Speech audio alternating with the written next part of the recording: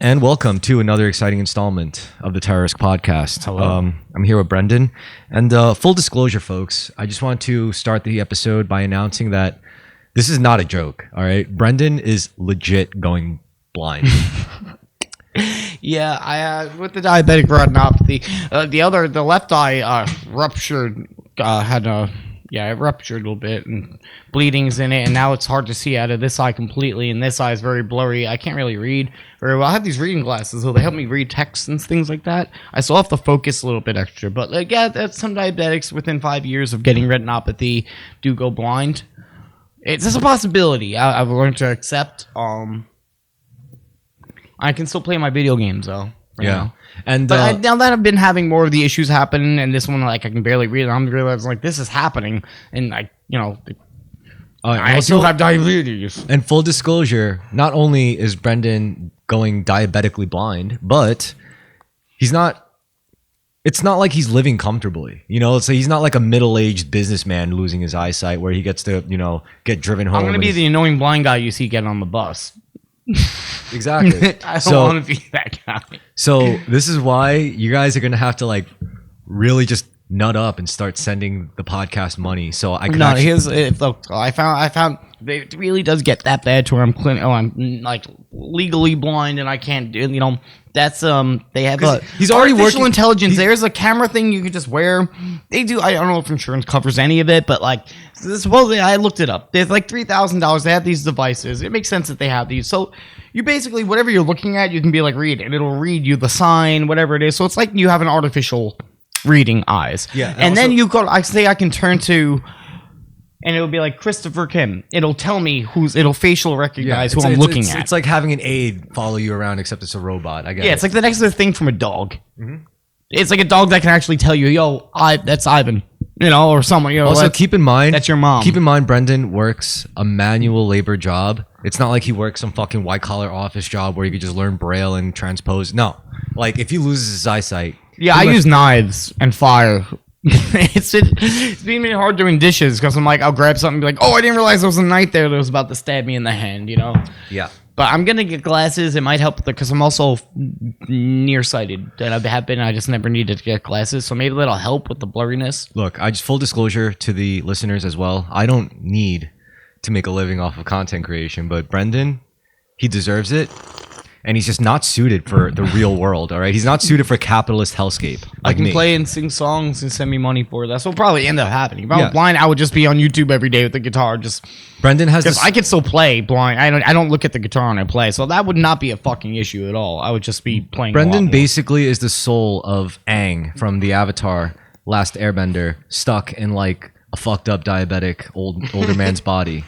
So, like the Iluvatar, like a Gandalf. He's this powerful demigod soul, but they to restrict them, they put them in old men bodies, all the wizards from the Lord of the Rings, so they wouldn't be, kind of not that powerful. They restricted them. They nerfed them. I'm not that big of a Tolkien nerd, but I follow. I see what you're saying. Yeah, all the wizards are nerfed gods. That's what a wizard is, pretty much in Lord of the. A nerfed god given a mortal body. And the staff is their way of channeling their power. What? What's Gandalf's real name? Oh, fucking, how am I forgetting? Doesn't it begin with an M or something? He's from he is a Maiar, but Mithrandil. Mithrandil. But these are all names given to him. Yeah, he's got Olorin. I think maybe Olorin. You want to hit this? Olorin. Yes, Olorin might be. I forgot what his actual god name, his Iluvatar name is. But then, it's weird because he became Saruman. People are like, he took his role. Not exactly. I guess he took the title. I guess he took the title, but it's weird because he does identify. He's like, all right. I am now Saruman the White. So this brings up a good point. So let's think about naming conventions. This also ties into how a lot of trans people flip out over fucking dead naming. Don't call me Michael, it's Michelle, and they'll really flip out on you for that. But really, it's interesting to me because. It's almost like names have been turned into this kind of like putting on a sweater or getting a tattoo. It's like you use it as a way to kind of an aesthetic piece. It's a business thing, but you don't need a name. No, that's not. Well, traditionally you were named after your deeds. If you were a guy who made a lot of pots, that's what you do. Yeah, you were called Potter. Tom Shoemaker. So the fact that people are now at this point where they're flipping out over like others not using their brand new names. It's like you're missing the point of a name. Like you think it's just something you can decide for yourself arbitrarily and it's just supposed to stick. No, it's not. You get named after your deeds. Trust me, I would know. Like, you know, in my younger years, that would make sense. Like David Bowie isn't fucking. But do you know him as anything else? Not me. Like he was like one of, you know, first celebrity, like a celebrity who was able to, you know, another celebrity was able to be like, no, this is my fucking name, and it is because that's what he does. His stage person is also his person now, you know, as an artist to the public. So if his name was Christopher whatever back then, he transformed into David Bowie. You know what's just like Darth Vader is like, I'm not at. Secretly, he kind of. You know what's was, really funny though? But he wanted to be the identity of Darth Vader.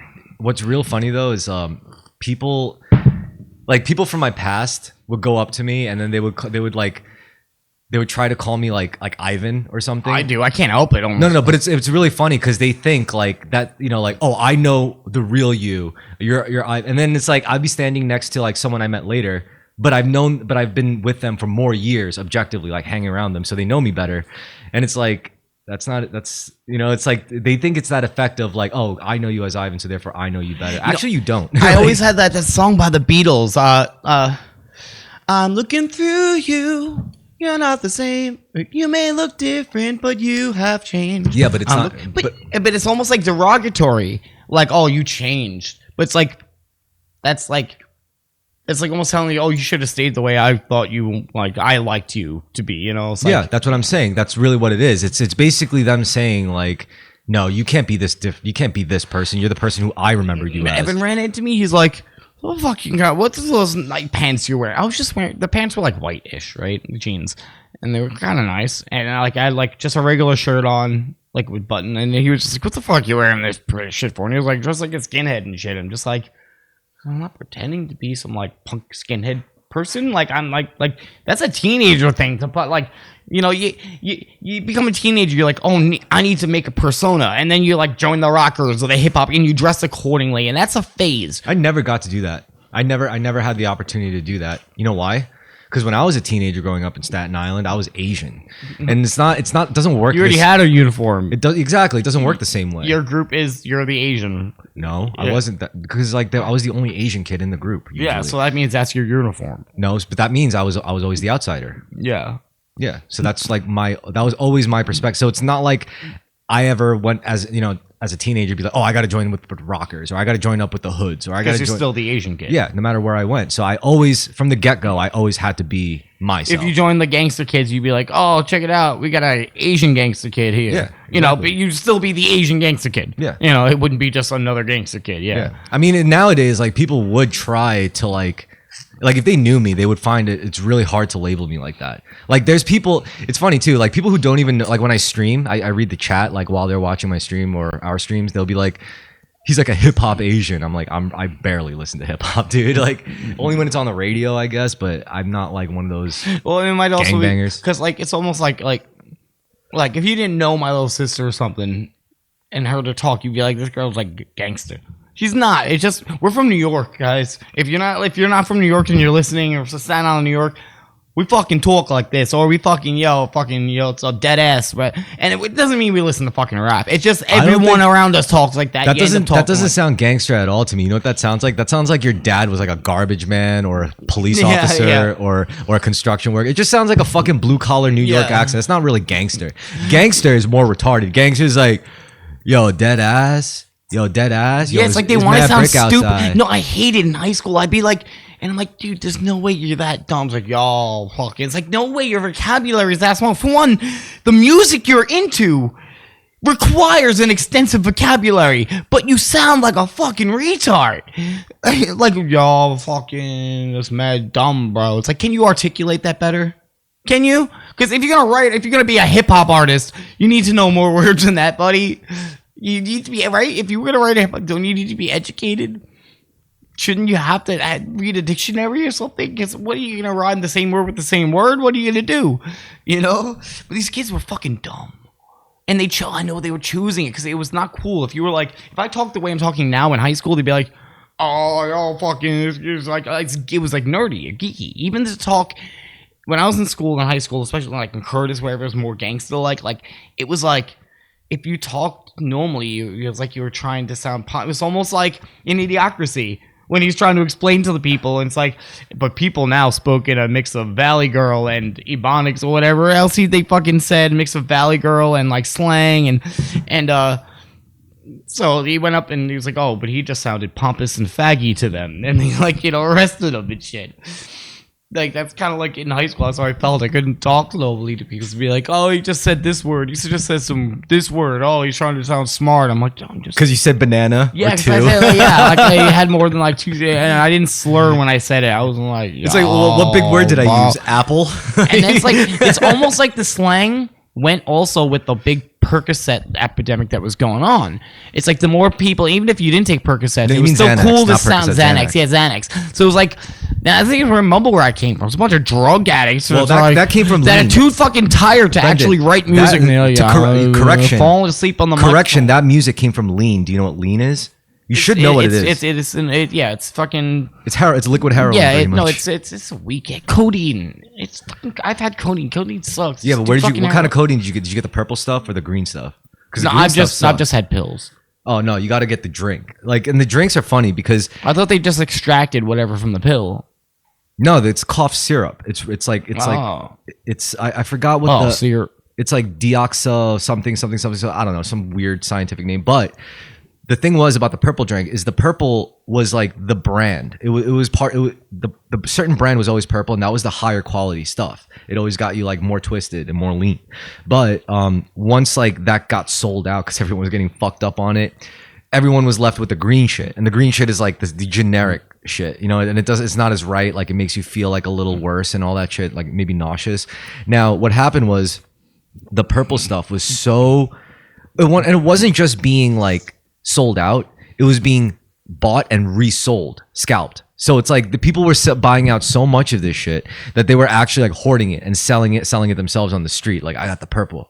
You ain't getting this shit in Walgreens. And they were selling it at like an insane 300% markup, or sometimes 1,000% markup or some shit. But now it's gotten to the point where we have something called designer lean. It's like the same stuff that's specifically made to get you twisted. Not even for like the original purpose of like, you know, like curing a cough. But like they have actual like designer brand lean just to get fucked up with, mixed with your soda. And on top of that, the hardcore heavy duty addicts, they'll even get like Japanese lean, like lean from Japan or something, or another country. Cause like, so so pretty much lean is what they used for cough syrup in the wild fucking West. They're like, oh yeah, you're gonna cough, heroin will stop that. That's pretty much lean. They did use codeine and morphine for coughing and colds. It's still being used. You could still get codeine for like as like cough medicine, but it's a fucking, isn't it a Schedule 1? It's like narcotic. I don't know if it's over the counter. I think so. I think it's not anymore. I don't know. Dude, it's hard to even get Tylenol 3s, which is Tylenol with codeine, and that's hard as fuck to get.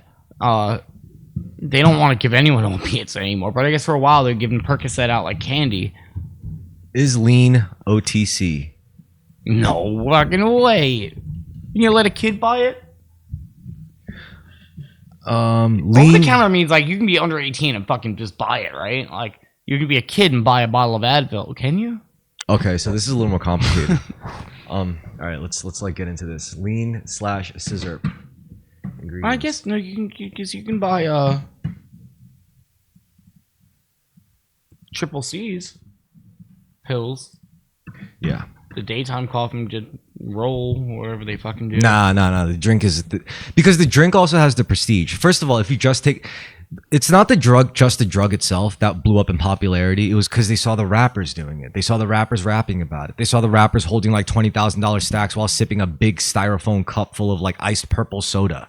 And the kids saw this shit and they were like, what the fuck is that? I have to start drinking that. And it got even so bad to the point where it's like, it became such a fad that kids actually post TikToks of themselves pretending to be on lean, or they'll be at parties acting like they're leaned out just because of the prestige that the rap industry pretty much gave it. Yeah, so it's codeine. So is codeine OTC? Everyone in the people listening are probably like, you fucking moron. Definitely not. It's definitely not. Oh, there's some that are available over the counter, and they're usually the ones that are available are usually combined with like paracetamol or ibuprofen. Yeah, it's probably the smallest trace amount, and then to help the ibuprofen work. Like, cause Tylenol 3s. You know what's fucked up? You could But probably you need a prescription for 5 milligrams of codeine and then like 500 milligrams of Tylenol. Okay, all medicine from acetaminophen. February 1st, 2018, all medicines requiring codeine require a prescription. You may want to suggest the use of blah, blah, blah, blah. Okay, so you do need a script for it. You know what's funny, though? Like, lean is probably a drug that you can actually do. No, I was addicted to opiates.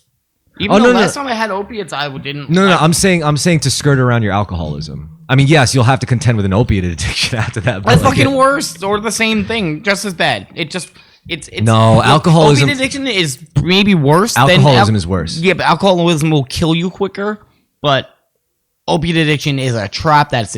You could go to a hospital and say, I have alcohol withdrawals, I'm an alcoholic, and they will take you into a detox, give you drugs for a couple days so you don't die from withdrawals and you don't feel the withdrawals, and then you're okay after that and you can go on with your life. Opiate, to come off of that, there's no way out. But it doesn't kill you. You have to go through hell. Yeah, but the only people I really know died. Like saying, okay, let me set you on fire for like an hour, but it won't kill you. But you have to endure that. No, nobody can endure that. Does heroin really kill you, or does the fentanyl kill you? Oh, you quit at a good time too. Before the fentanyl, I know a couple people I knew overdosed and died from like an overdose on fentanyl. There was there was a time when like addicts would hear someone in the neighborhood die, and then they would all get from that guy because they were like, that's a hot shot. I just never got I had dealers that I use every day since that time, so I already had established dealers that weren't getting fentanyl. So I wasn't really snooping around, but there was a couple times I got shit and it was like really good, and I was scared because I'm like, what if it has fentanyl? Because you can have like a bag that maybe that piece of fucking fentanyl is on that side of the fucking bag. So that $10 bag, you sniff half of it, and then you're fine, and you go for the other half later and dead. You never know. It's such a small molecule and might not be concentrated in that part of the powder because it's a white powder. No, I wouldn't do any opiate or drug like that. I think humanity's about due for some better drugs, honestly. Most drugs, I've done them all. A lot of drugs suck. Most of them suck. I mean, I've always... And the ones that don't suck aren't always fun to do. Yeah, like my favorite drugs I've never done heroin. I never was into pills at all. I do some coke here and there, but that's about it. I don't like ketamine. You know what I do like? I like mushrooms. I like acid. I like ecstasy. I like Molly. I would like to try. I would like to do MDMA again, like a good big like pure dose. So I don't know. It's like not cut with like speed or anything. I want to like MDMA really. It's like just I had this instinct. Like I just knew what drugs never to do and what drugs I could just freely do. Because it's like you said, like all the drugs that I enjoyed, you can't do that shit every day. Like I didn't even want to do it every day. But like the drugs that I did enjoy doing, it was always a great time, like a great experience, even that I would just remember forever. So I think like. I don't know. Maybe it's the way we're built. Maybe it's just a certain combination of influences throughout growing up. Like just certain things that your subconscious says is okay or is not okay. For me, it was just never okay. Like I never wanted to do heroin. It took a while to get me to even try coke. But once I tried coke, I was like, yeah, I'm not gonna get addicted to this. I haven't done. Last time I did coke was probably like months and months ago. But like, it's something that I would do if it's there. It's never something that I actually seek out. And as far as opiates, I never liked it because.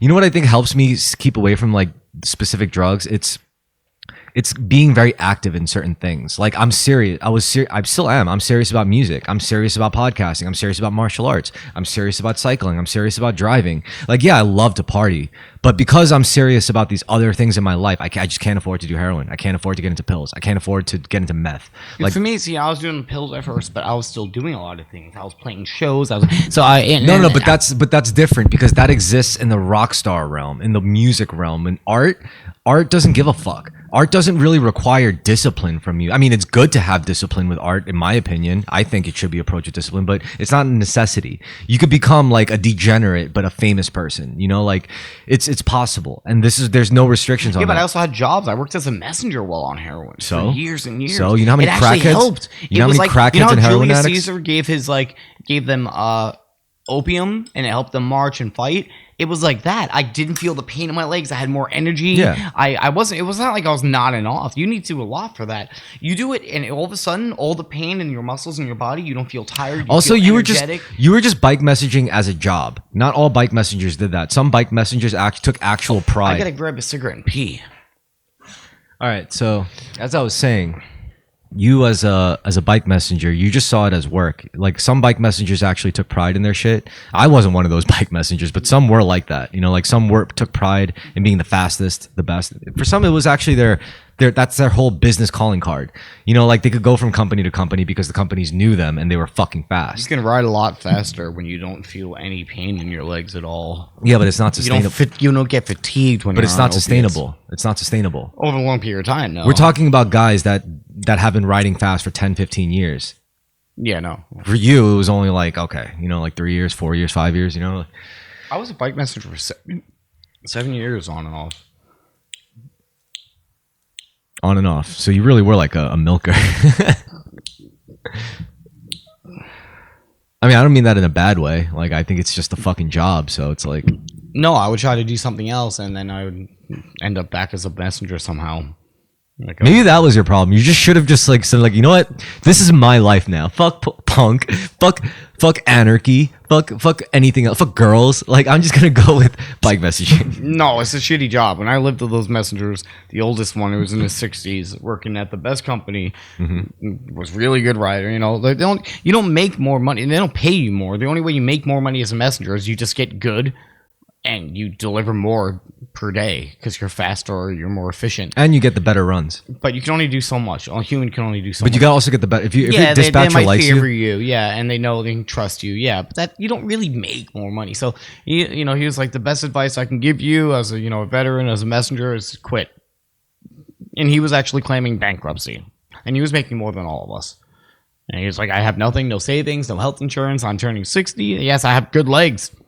Legs are fucking for a 6-year-old, great. But also, he's just his whole life was just. I remember once I felt so weird. It's weird because I'm getting older now, and I met older people throughout my life and lived with older people. And I'm like, oh man. And you didn't learn a fucking thing. No. I just see things that were like almost sad to me. Like I remember him we would just get home and he would I would smoke joints with him. He was just an older hippie guy. And he would just smoke joints and watch movies on his computer that we pirated. And it was like one romantic scene. He was just like, I remember that, You know what's interesting? Almost like, it's sad. I think it's like the difference between me and you. It's like if you're in that situation, you're thinking like, I'm going to honor him in my own way in his journey, and like I'm going to do so. At least remember him.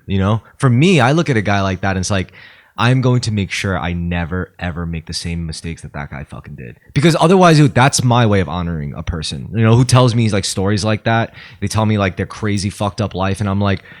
For some people, it's like, I want to be just like you, and the guy will be like, you're a fucking moron. I would look at that guy and be like, yo, I'm going to do everything I can to do everything that you didn't do. Like all the bad decisions you made, I swear to God, I'm never going to do that. And that's approach. I've always kept that with my own father, with my grandmother, with my aunts, like everyone, even in my own like friends and family. Like I had the same attitude the whole time. Like if you're sitting there telling me about like how fucked up your life got because of your decisions, yes, I'm here for you to empathize and sympathize. But I just want you to know, because you told me this, I'm going to make sure I don't follow your path. That's why he told me not to, keep the job, because it's like, this doesn't really go anywhere,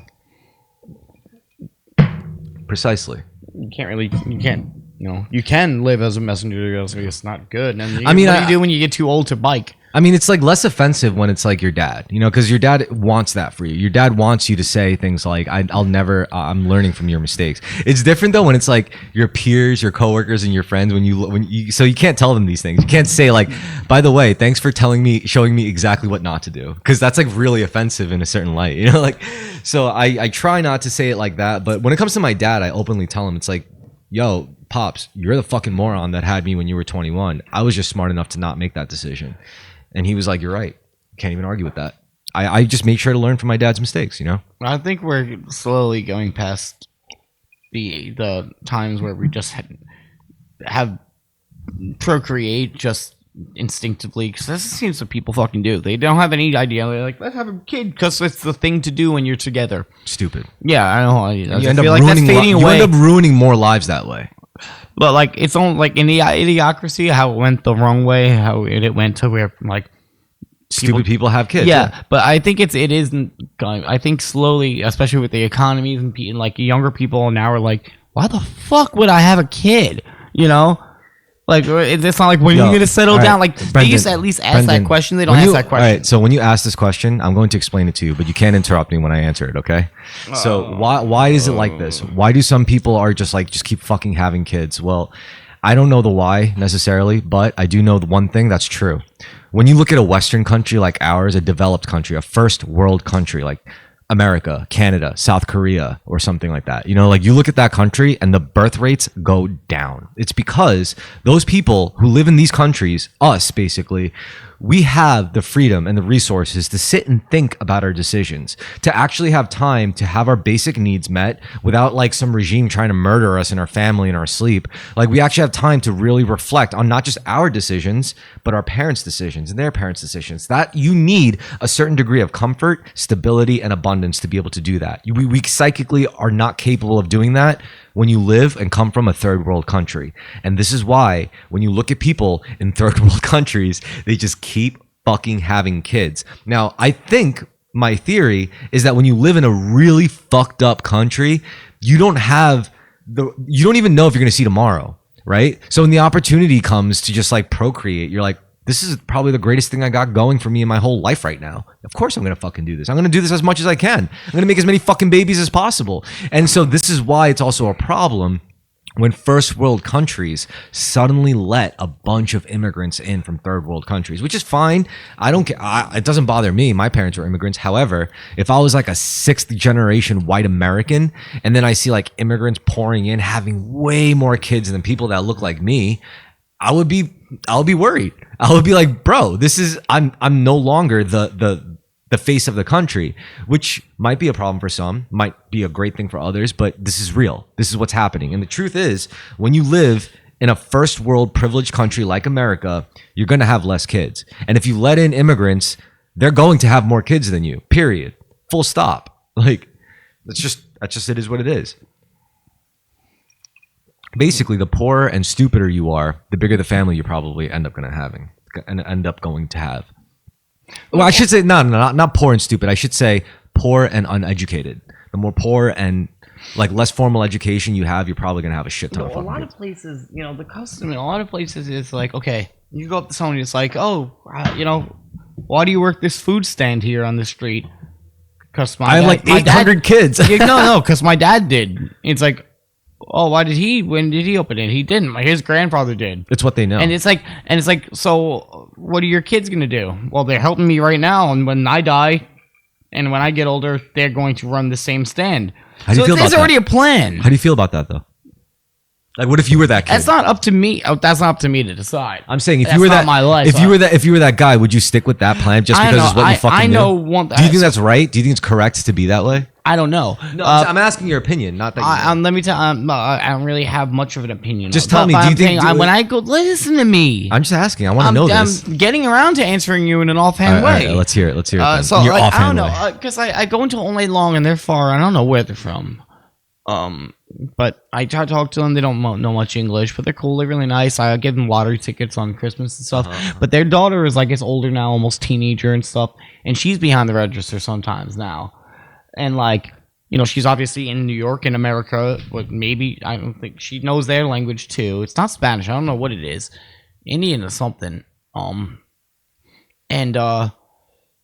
She doesn't seem very enthused. No. You know, and I'm looking at her thinking, I'm like, and I look at other, you know, girls her age, and I'm just like, does she see other girls and look around and go like, I want to just be walking around with my like Barbie backpack on? Like, I don't want to be a thank you, come again, girl. Yeah, I'm sitting here behind the register and there's other girls coming back and forth from school and they're just like, oh my God, did you hear so-and-so? And like doing like, you know, stupid girl shit. Like, do they want to be like, you know, okay, when you grow up and this is what we do, you press this button, you say thank you. And I'm like, if I was her, I look at her and I'm really nice to her, but I'm just like, I almost want to be like, do you want to do this? Like, Do you want to maybe like go like not do this and go to college or something? You know what this like, is? This is basically your white boy privilege perspective. Like, yes, and I get the same thing when I'm at work with my Mexican friends. Like, they hate complaining, and I looked it up, and I'm the like, same way. Complaining is almost like an insult to everyone around you. It For is. a lot of Mexican like the type people of who work harder than you don't like complaining. It's like, it's just not cool to be. That's why I never fucking do it. No, because white people complain a lot, and all the other white people at my job are just like, yeah, I'm fucking tired today. Yeah, it fucking sucks. Yeah, the fucking hot water. And meanwhile, the Mexicans are like, the hot water heater never fucking works, and they're just like, they find it offensive, and it's offensive to them because you're now putting down the place that they have to work at and the work that they do. basically, you're just being a fucking bitch. No, because Like, it you know, almost like- feels to them like you're not saying it sucks for me. You're saying it sucks, and then now you're saying that their job sucks. Yeah. And now you're telling me that my life sucks. yeah. You know, that it's almost like they take it personally. This is Rather why than it's me complaining, it's me telling them that they should be complaining too or Yes. something. That's how they feel. But also, like, they'll like, you know, they'll get on me about certain things and shit like that. Like, but like, Basically everything I always say, pretty much. I'm always like, yeah, don't fucking complain about anything to anyone ever. You'll get way better results in life, you know, with that attitude. It's not that for the Mexicans, honestly, they're probably better off complaining. For white people like you who don't have the same shit that they should be complaining about, you shouldn't be fucking complaining. I think it's mixed up. It's backwards. The Mexicans should be complaining and people like you shouldn't be. Yeah, you know that's right. well, no, I don't know. But the thing is, a lot of the Mexican plan usually is, and it'll come straight from a lot of their mouths, is you have family in Mexico. You don't make a lot in Mexico, so if you come here for a few years work, you could just keep sending the money back and go back home. And like people are like, oh yeah, you heard about Jose? Yeah, he went to where has he been? Oh, he fucking went to work in America for 2 years. Yeah, he's fucking loaded now. He has a nice car. He has a nice house. Yeah, but he still That's lives what in. they do. But he still So- lives in Mexico. Yes, Like, he doesn't want to but live in they Mexico. get to fucking leave this fucking place and take the money from here and go there where it's worth more. I'm still here where the money is worth shit. First of all, Brendan, you have no fucking idea what it's like to actually live in Mexico. Oh, no. You may sit there and be like, it's prob- not that bad. Trust me. No, it probably sucks. That's why people are coming here to make money because you don't make enough there. So I looked up the differences. If I was to if I was to be the same type of person making the money, I would make about $500 a month. Dude, it's not equivalent just, in Mexico. It's not just the fucking money. It Do would you- be like I would be making $500 a month. It's not just the fucking money, Brendan. Do you know who runs Mexico? Do you know the kinds of people that actually run that country? It's not like our country where we could say, yeah, a bunch of shitty fucking shites. No, that country is run by legit murder. Oh, they will kill you. Yeah, murderous drug lords. Oh, So yeah, it's not the just that they don't make police- enough, but they don't even know if they're not going to die the next day just because. Like, you got to understand, like, it's a country to run away from. And you know what? It's all our fault. You know how? You know how it's our fault? Guess who funds the people who run guess who funds the murderers who run that country? Guess what their main business is? Guess. 2 guesses. What? Drugs. It's drugs. And guess who their number one customer is? You think it's fucking Israel? You think it's China? You think it's Africa? No, it's us. The United States of America has an insatiable appetite for narcotics, which is actually very ironic. When you see Americans like complaining about like illegal Mexicans, if they've done any street drug from marijuana to Molly to heroin to coke, guess what? They funded the problem. They helped fund it. It's partially their fault. Now, the reason why this doesn't help anything to say this is that it's not a solution. Me pointing this out doesn't really fix anything. Which leads us to the conclusion, which is very rough. The only way to solve this problem, to make life actually better for Mexico, is if the U.S. Army just straight up invades Mexico and annexes it and makes it a part of America. Otherwise, it's always going to be fucked up. People are always going to run away from that country, and they're always going to illegally immigrate here, and they're always going to fuck up life for everyone else. And the people who get their lives fucked up by illegal immigrants in those kinds of situations, what do you think they're going to do? They're going to buy some drugs, take the edge off, and it's just going to repeat the fucking cycle. So yeah, it's a big fucking problem. And it's bigger than most people, I think, in my opinion, ever really truly perceive and understand and actually take in.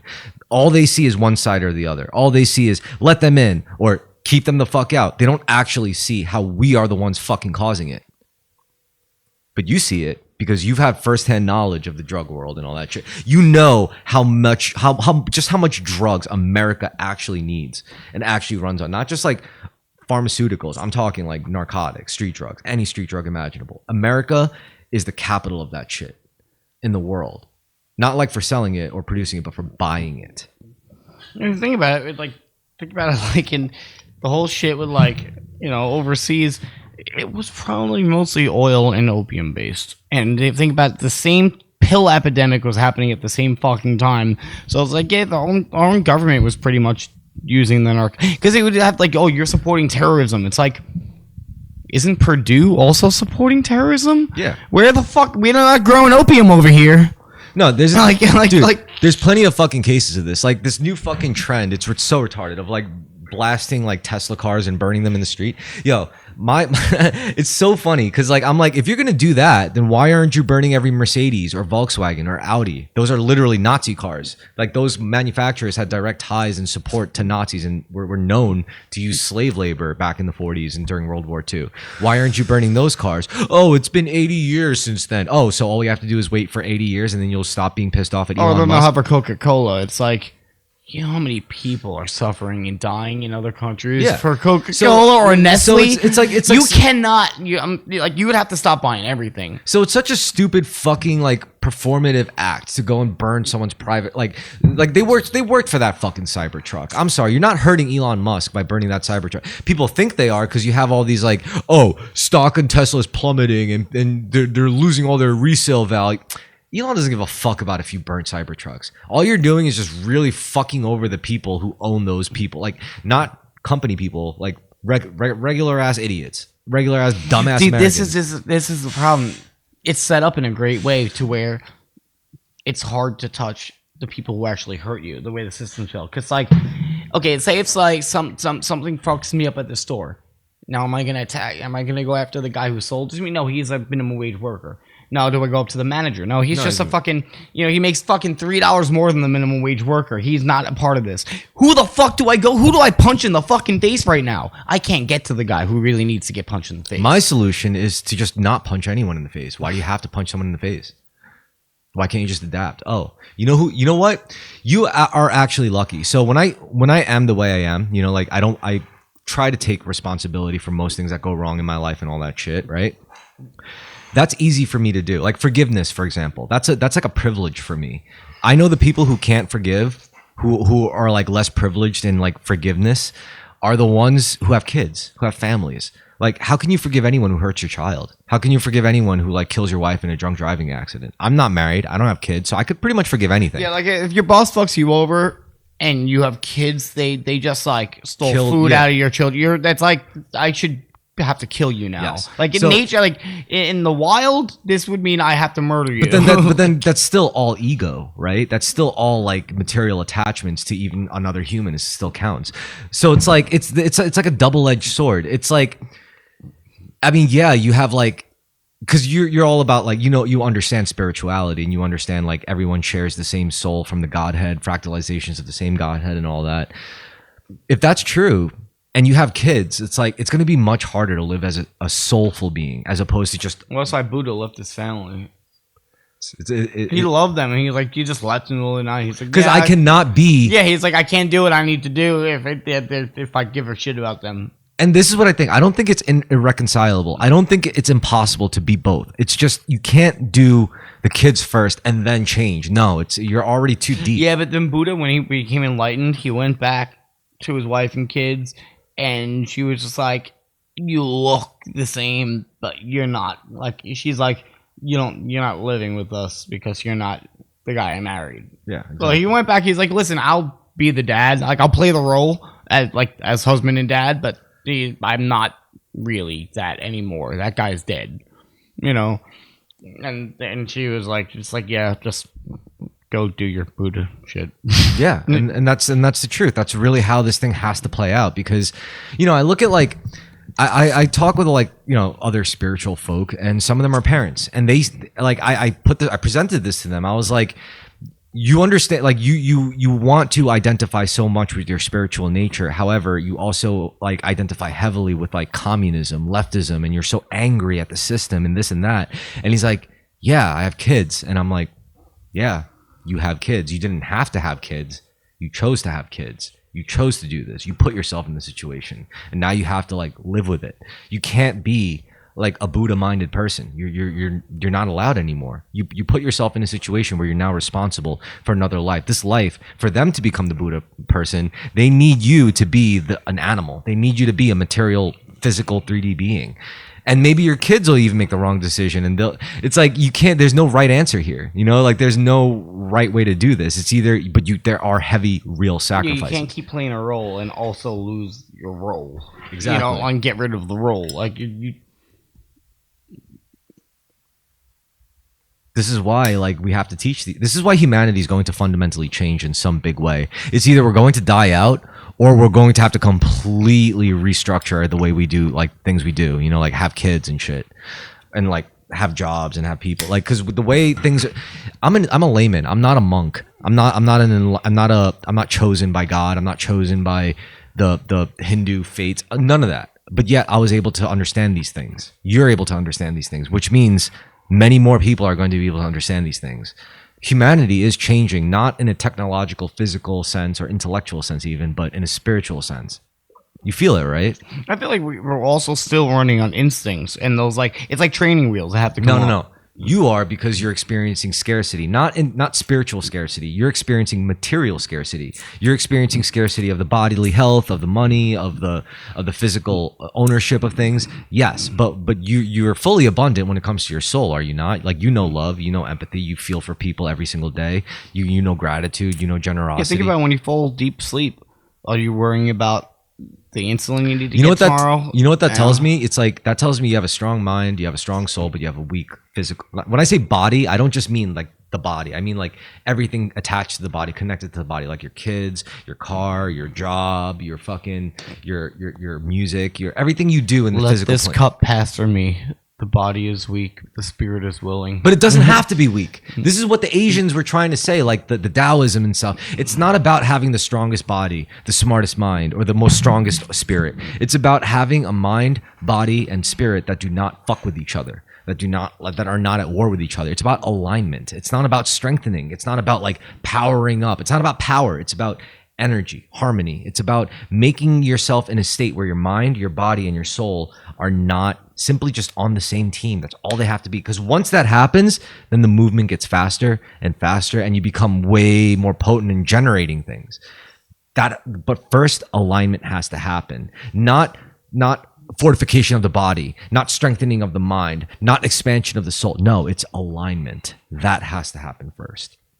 And this is what I mean. Like, when I don't just talk about working out, I don't just talk about meditating and practicing gratitude. I don't just talk about like researching and reading books. Like, it's a holistic process. Yeah. Holistic means whole. Like, you have to consider all of it. And that's how you reach like autodidactichood. That's what ascension is. That's what spiritual awakenings are about. Most people in the Western world who are accomplished well enough are just developed physically and mentally. In our Western canon, for some reason, in this corner of the world of the United States of America, we're very developed physically and mentally, but we're not developed spiritually. We're smart enough to be dangerous. We're strong enough to be even more dangerous, but we don't have the spiritual nature to rein it in. Other countries, some of them could be the opposite. Look at India. Yeah, India is spiritually buff as fuck, and yet like, and materially they don't give a they're fuck. shit. They just throw shit on the ground everywhere. Exactly. Just like, fuck it. That's no way to live. I'm sorry. Like, I don't care. I don't care how the mentality they're not worried about it. I don't care though. Like, I don't care how they do. All I'm saying is we don't got it right. They don't got it right, but we can get it right is what I think. You know what I'm saying? Like, I think we go too far in one way in the West. They go too far the other way in some parts of the East. You know, we have to find like not one or the other. We have to find alignment, reconciliation, and it's possible. And it's going to take a lot more work. I wonder what's going to happen when Dalai Lama dies, if China's going to put their Chinese one in, or they'll just pick a fucking other one like they always do. Yeah, I mean, like, China's not supposed to be able to pick it though. This would be the first time China, the communist China, like they. What was your first introduction with Buddhism?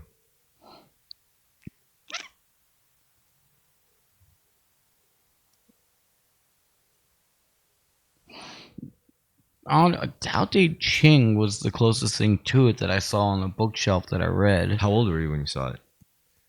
We were like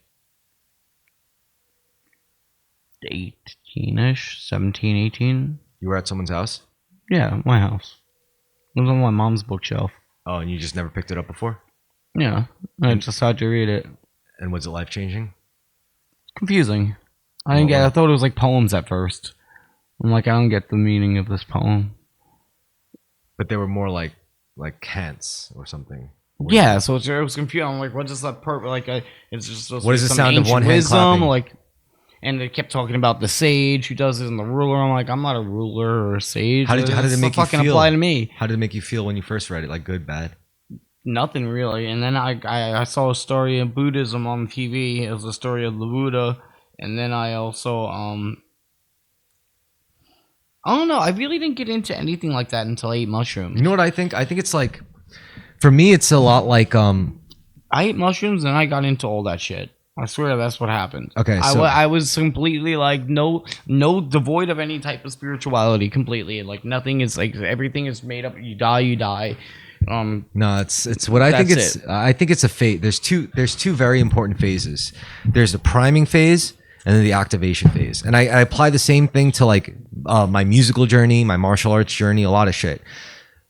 Just as a rough example, let's just say like music. When I was 6 years old, I was forced into piano lessons. I did not give a fuck about piano lessons. I hated doing it because I was forced to do it. I barely paid attention, but I was forced to do the movements. I was forced to read. I was forced to learn the things and learn what a staff is, learn what a clef is, learn all the shit, learn the notes and the scales. I had to do all this and I hated it. Now, I didn't care. As soon as I was able to, I quit piano. I didn't give a fuck about it for the longest time. However, when I was 14, I went to my first punk show, and that was the activation phase. Though the 6-year-old part was the priming phase, where I didn't care.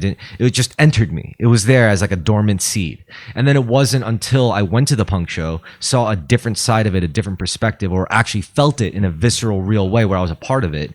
That's when it got fully activated. Same with martial arts. I was 6 years old. I was forced into karate. Hated it. It was just something that I was made to do. And as soon as I got the chance, I just stopped. But then as an adult, I did martial arts again, and I was really good at it, and I realized, oh, it's because I had that priming phase.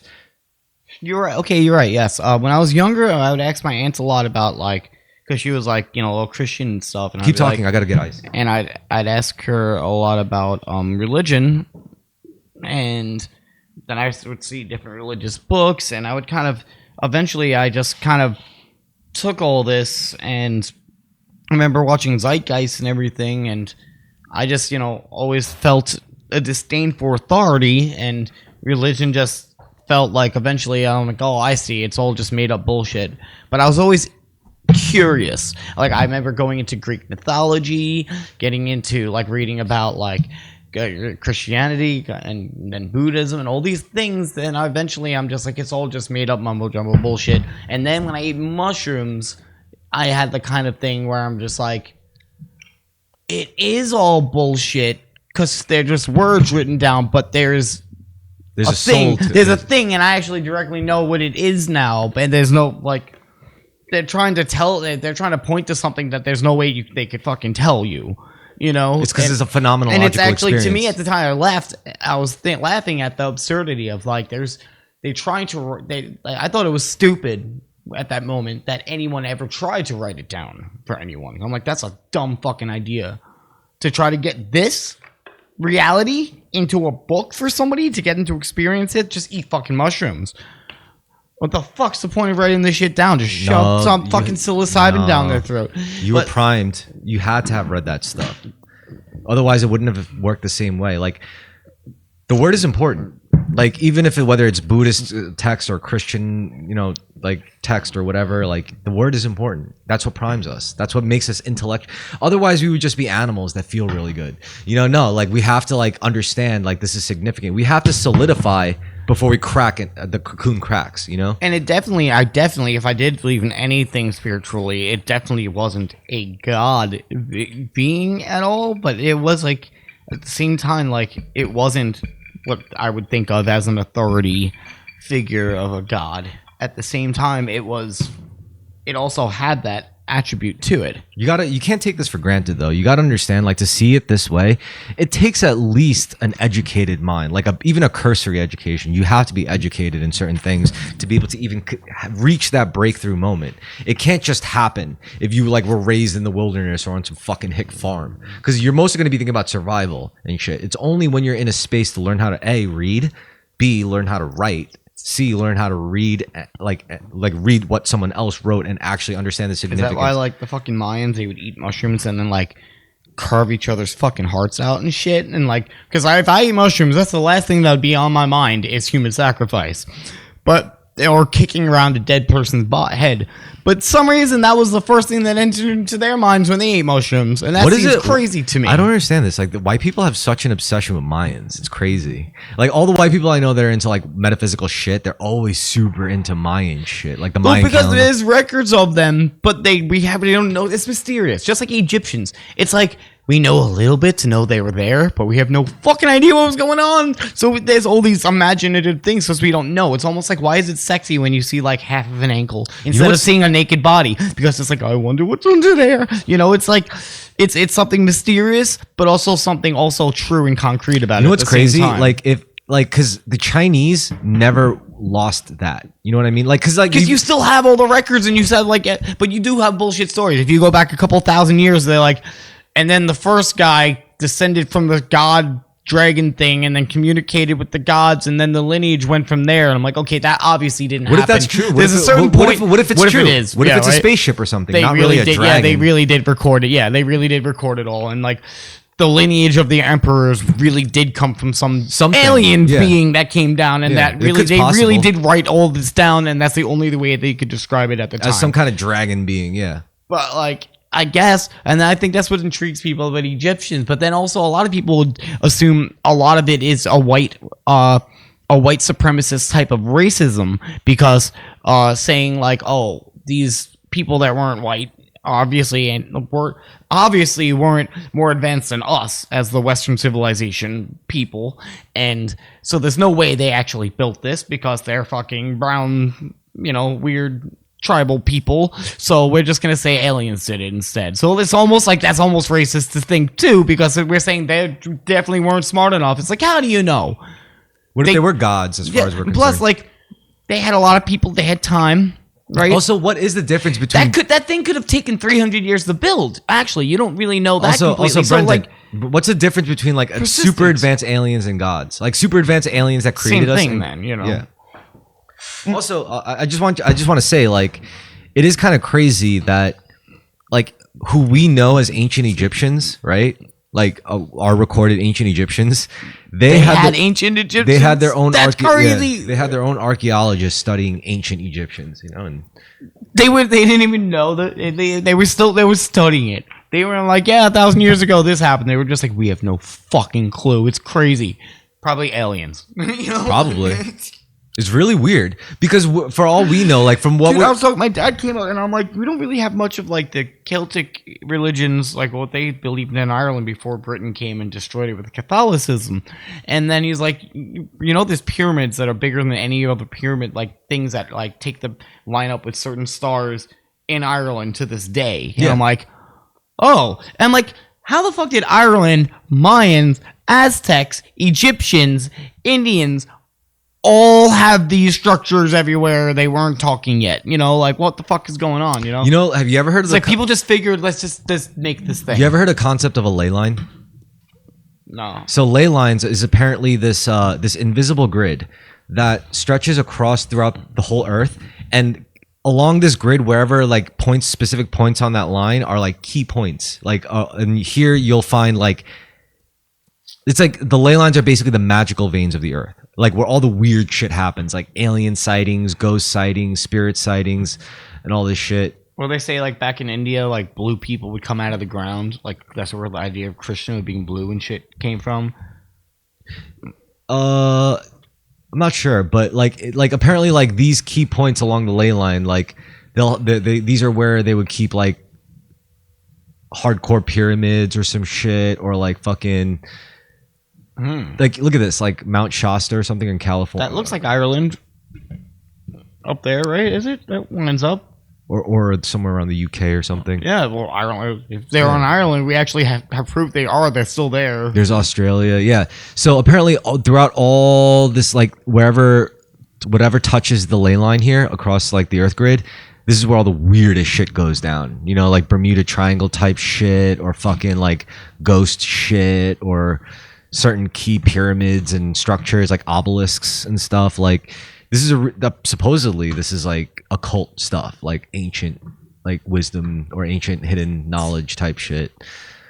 And this is why you see all the alien sightings in specific places in the desert, like California. More history and things like that. I've been really interested in ancient civilizations more recently. Like, I probably have autism, so I'll go on a tangent for a week or two and then forget about it for a lifetime. Dude, and then, first of all, autism is just a calcified pineal gland, okay? You got to decalcify your pineal gland. It's not calcified. I would say it would be the opposite, if anything. It's probably an uncalcified one. No, that's not true. Whatever. Because autistic people, when was the last time you've seen an autistic religious person?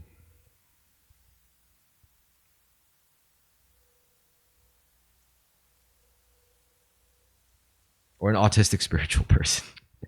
You don't see them. No, I know them all over the place. Where? I know plenty of people with autism and all right, you want to talk about autism? First of all, there is no work. Okay, I don't want to talk about autism. I forgot where I was going. I don't want to get into autism. You were talking about something about maybe you're just autistic and you go off on tangents, or you get super into things and then you have to. Oh, so with the history thing, I see. Like, what's it with human sacrifice? Like, so many like, it seems like it's like a natural part of it. Instinctively, people in different cultures have just like sacrifice either animals or each other. Like, blood meant something that you had to sacrifice, or like the crops to grow or some shit like that. And I'm like, oh, we don't do that anymore. I'm like, yeah, we do. We just do it in different ways. Maybe we have to have a war every once in a while because there's a giant human sacrifice and we need the blood. I don't think that's true. I think sacrifice is necessary, but I think it's only human sacrifice. You only do things like that if you can't sacrifice enough of your own shit. So you have to sacrifice like whole other lives or other people's happiness. Like, I believe in sacrifice, but I don't believe in sacrificing anything that belongs to other people. Isn't it almost like the witch thing where it's like when you take from nature, you have to give back to it? Brother, I haven't busted a nut in like probably by now like 150 days plus. Okay. I feel great. I feel like I'm very clear-headed. If that was the thing, people could have just done that. Also, I eat once a day. I sacrifice more food than I could possibly eat. You know, like I sacrifice that.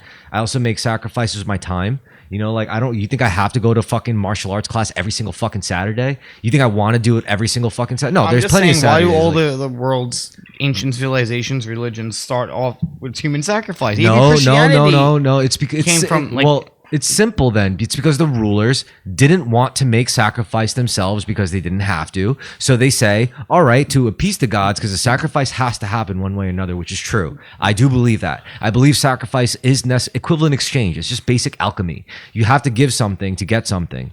That's just true for most things like in life, except for like godly things like love and gratitude. But that's beside the point. What I'm saying is like sacrifice is a necessary thing, and the reason why you would see it in like such ancient, like in way back when, in like brutal fashion where people would sacrifice each other, it's because those people had the freedom to, they had the authority to, and that's what like emperorship gave you. So you're saying a sacrificial like to something is like, I don't believe in personally, I do not believe. So you're saying it's an energy form that could be given by sacrificing a living being or by sacrificing what else? Energy, sacrificing energy, whether it's a living being. So why would the rulers of the time make everyone think they had to sacrifice a body instead of... They didn't make everyone think that. They just wanted to sacrifice their body so that their kingdom wouldn't get destroyed, or that they would have a good harvest, or that they would be happy, or that they would get more riches. It was but aren't you sacrificing your time and energy to grow that food to get a good harvest in the first place? So why would you need to blood? No. You sacrifice your energy and time to just do the baseline level, and to have a bountiful harvest, you sacrifice even more on top of it. Now, for me, I think you did the work, you put in and be like, yeah, just for good measure, let's give a little extra to Mother Nature today. Yes. Okay, pick that guy. Pull out his heart, fucking eat it, and go, okay, gods, make this one a good fucking one this time. And that could be just as valid. Now, for me personally, I disagree with that. For me personally, what I believe in is, yes, making the extra sacrifice, but not by slitting someone's throat over my crops. For me, it turns into like, I'll just put a little bit more extra time this morning, or I'll get up an hour early to really check up, or I'll. You don't think people were just working extra hard anyway? Instead, why would people just do that instead of killing somebody? That doesn't make sense. Because it worked. That's the problem. It worked. It actually worked. When they made certain sacrifices at certain times in specific fashions. So they did it a couple times and they're like, holy shit, whenever we kill like 1 or 2 people, what if we killed 100 every day on this day before the season starts? No, you're missing the point. What I'm saying Where is, do they come to you're this missing the point. conclusion? You're putting the cart before the horse. What I'm saying is that they discovered sacrifice works. They discovered sacrifice was an essential component to making things happen in a better way for your favor, and they took it to an illogical extreme. Or logical, you never know. Like, all I know is that they started... So let's just start... Yeah, exactly. They were like, wait a minute, I put in extra time, extra soul, extra effort into this, but what about like sacrificing in animals? Like, they're still eating it. They did that too. Sacrificing would be losing it, though. You're not sacrificing anything. You're cutting it open, and then you're eating it anyway. So you're not... What are you sacrificing? You're consuming. But if you're eating it, you're not sacrificing it then. But that's what an animal ritual sacrifice. They would, do a prayer, then kill the animal for God, or in front of God, or for the gods, whatever the fuck they're doing. But then they wouldn't just like destroy it and burn it. They would cut it up and they would feed everyone with it. That doesn't speak for every ritual sacrifice. Many different cultures did it very differently. Well, I guess human sacrifice, you don't eat it. Human sacrifice, you pull out the heart and you... No, human sacrifice just requires you to kill a fucking human in the name of some metaphysical purpose, some metaphysical gain. You don't have to do all the shit that you're talking about. All you have to do is just sacrifice a human, which means go from human to no human in the name of something. That doesn't really benefit you tangibly or materially immediately, but the act does have some kind of sway in like reality manifestation. We just sent your soul back, so we want that energy back. I don't know how it works on that level, but what I do know that sacrifice does work. Not human sacrifice. You're really fixated on that. But I'm saying, well, that's what was my point. I've been watching a lot. I noticed a lot of civilizations just had ritual sacrifice in the beginnings of their, and I'm like, why did a lot of these civilizations just start off naturally? It's like you got thinking upset. That was the thing to do. But it's like you got like fixated on it, but you didn't even ask the right question, which is, does sacrifice work? And the answer is fucking yes. So that automatically gives you the logical answer. Well, they tried sacrifice like smaller things and it worked, so they took it to an illogical extreme. Sacrifice another human being. Why not? If sacrificing my time and energy, what about the ultimate sacrifice of someone else's time and energy? It doesn't necessarily have to be mine. Someone just has to sacrifice. Why don't we just sacrifice them? And they didn't know if it was because of a direct transfer of like metaphysical transfer of tangible energy. Just knew, just like cause and effect. Yeah, exactly. The most basic level. They just but didn't know did enough. It actually work every time? Do we have historical records that say every time they'd sacrifice, for some reason the boundary was... No, again, you're fixating too much on the human sacrifice. Yes, human sacrifice hardly ever worked, if at all, probably. However, sacrifice in general has a lot of... So they were just doing it wrong. They're like, oh, so let's just do it like this, and it was just a dumb idea. Well, doesn't it sound wrong to you? Yeah, it sounds like just crazy. Yeah, exactly. You're just like... It sounds like, you know how many times... You're praying to a fake sky daddy going, oh, we killed people, can you make the fucking carrots big this time? Well, you know how how many times in history someone took a good idea and just did the wrong thing with it? It's not weird. It's actually really typical of humans to do shit like that. Yeah, I guess so. Like they figured out, oh, sacrifice works. Let's sacrifice humans. Someone's gonna do it if they could, which would be a king or an emperor who sentences people to death on the daily for lesser things, you know. It's not that complicated, you know. It's like. I mean, because, again, this just goes back to sacrifice works. I mean, how you do it largely affects the success of it, but yeah, it does work. I mean, it's such a loaded word. You don't even have to look at it as sacrifice. You could look at it as like thermodynamics, energy exchange, simple physics. It's like what we were talking about before. You were looking at it as like, yelling at someone to get your way. I look at it as just the same as, it's just one version of just applying pressure to an object. I watched a little bit of 1984. One interesting part was like the department is like of like truth, and it's all bullshit, but like they're like, we don't want people using, you calling things the wrong things and using the wrong words. And it's like, yeah, it's right. Words are like casting a spell. Yeah, I'm putting saying sacrifice, and instead of using another word, I'm kind of giving it a whole loaded meaning behind it. Yeah, a context. And like our languages are kind of oppressive because it is based off languages carried down by a ruling Well, it's not class. oppressive. It's not oppressive because you yourself can get better at language. You could get better at it than the person trying to. That's could why they have like someone. things like nonviolent communication classes and shit. Yeah, You can do mental jujitsu using your words. It's true. You can, instead of saying like stop doing that, you can be like, it really bothers me when you do that. That means something different, kind of. Nah, I mean, you could even be more creative. This is how I know, like, I'm not bad at it. I'm just like, instead of saying like, don't do that, or you could not do that, I would just be like, I notice you like to do this a lot, and I think it might be because you had some kind of like childhood drama, and this fixation on this behavior. So is that true? And then they're like, do I really do it that much? I'm like, yeah, you do it. You do it all the fucking time. You didn't even notice. I can't believe you never noticed your own behavior. And it's like, yeah, I'm saying like you could get better at it. It's not and this is what makes us divine as human beings, honestly. Because if you read the Bible, it's like the most godly ability to create words, to apply words to things. In the beginning, there was the Word, and the Word was God. Yep. Good orderly direction, baby. That's the first line of the Bible. In the beginning, there was the Word. Which makes perfect sense for a fucking book of words, right? I wonder what they thought they were writing when they wrote that.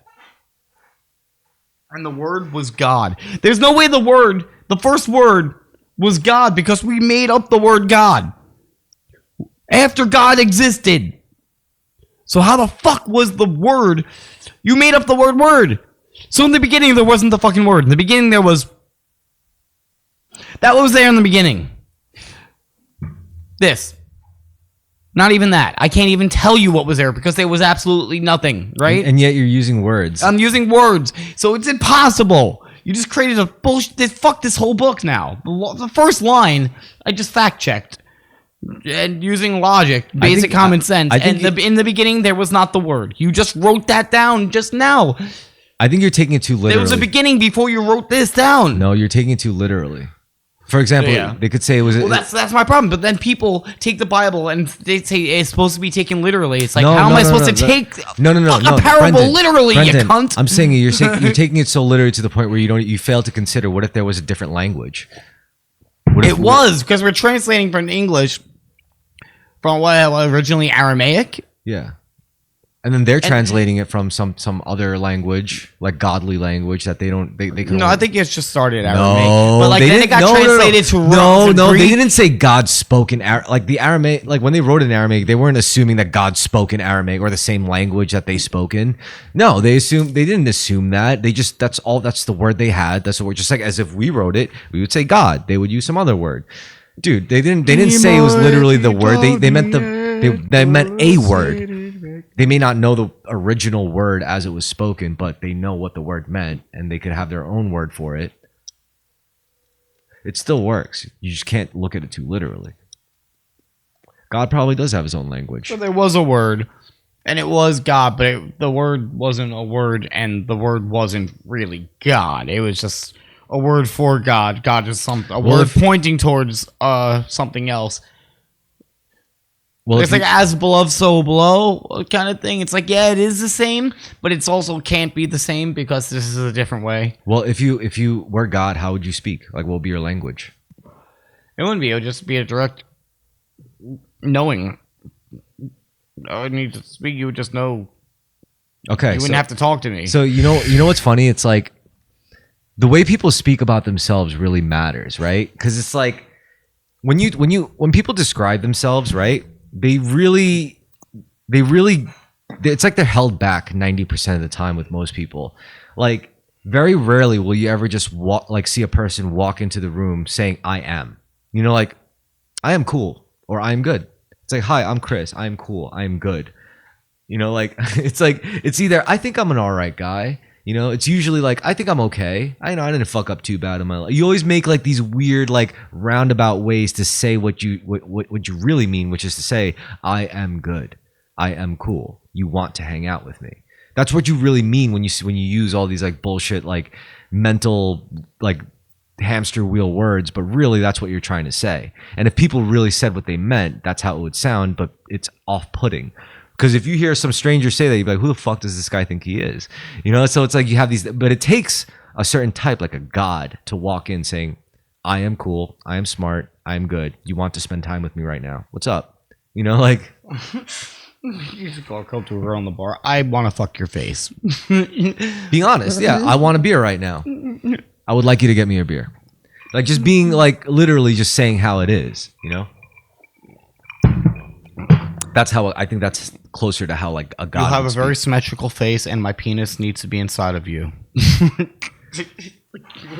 And you know that would actually the only honest thing I could say to somebody I've never met in my life and have no idea what their hobbies are. And honestly, like women would go crazy over that. They would love that. They would be like, dude, get in my car right now and I'll suck your dick.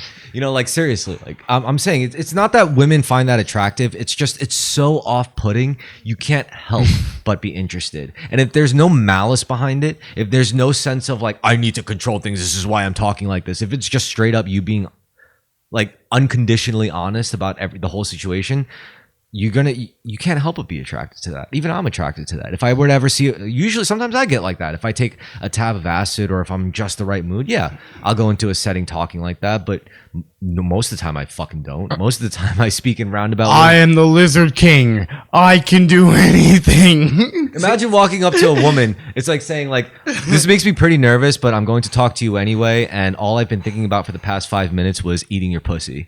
You know, like... You can't just do that, but if you sometimes you can. Like maybe you're famous, maybe you're rich, maybe you're powerful, maybe you're like 6'7" and jacked. Maybe you have something. Maybe you're able to like that's your godliness like manifesting, however the way it does.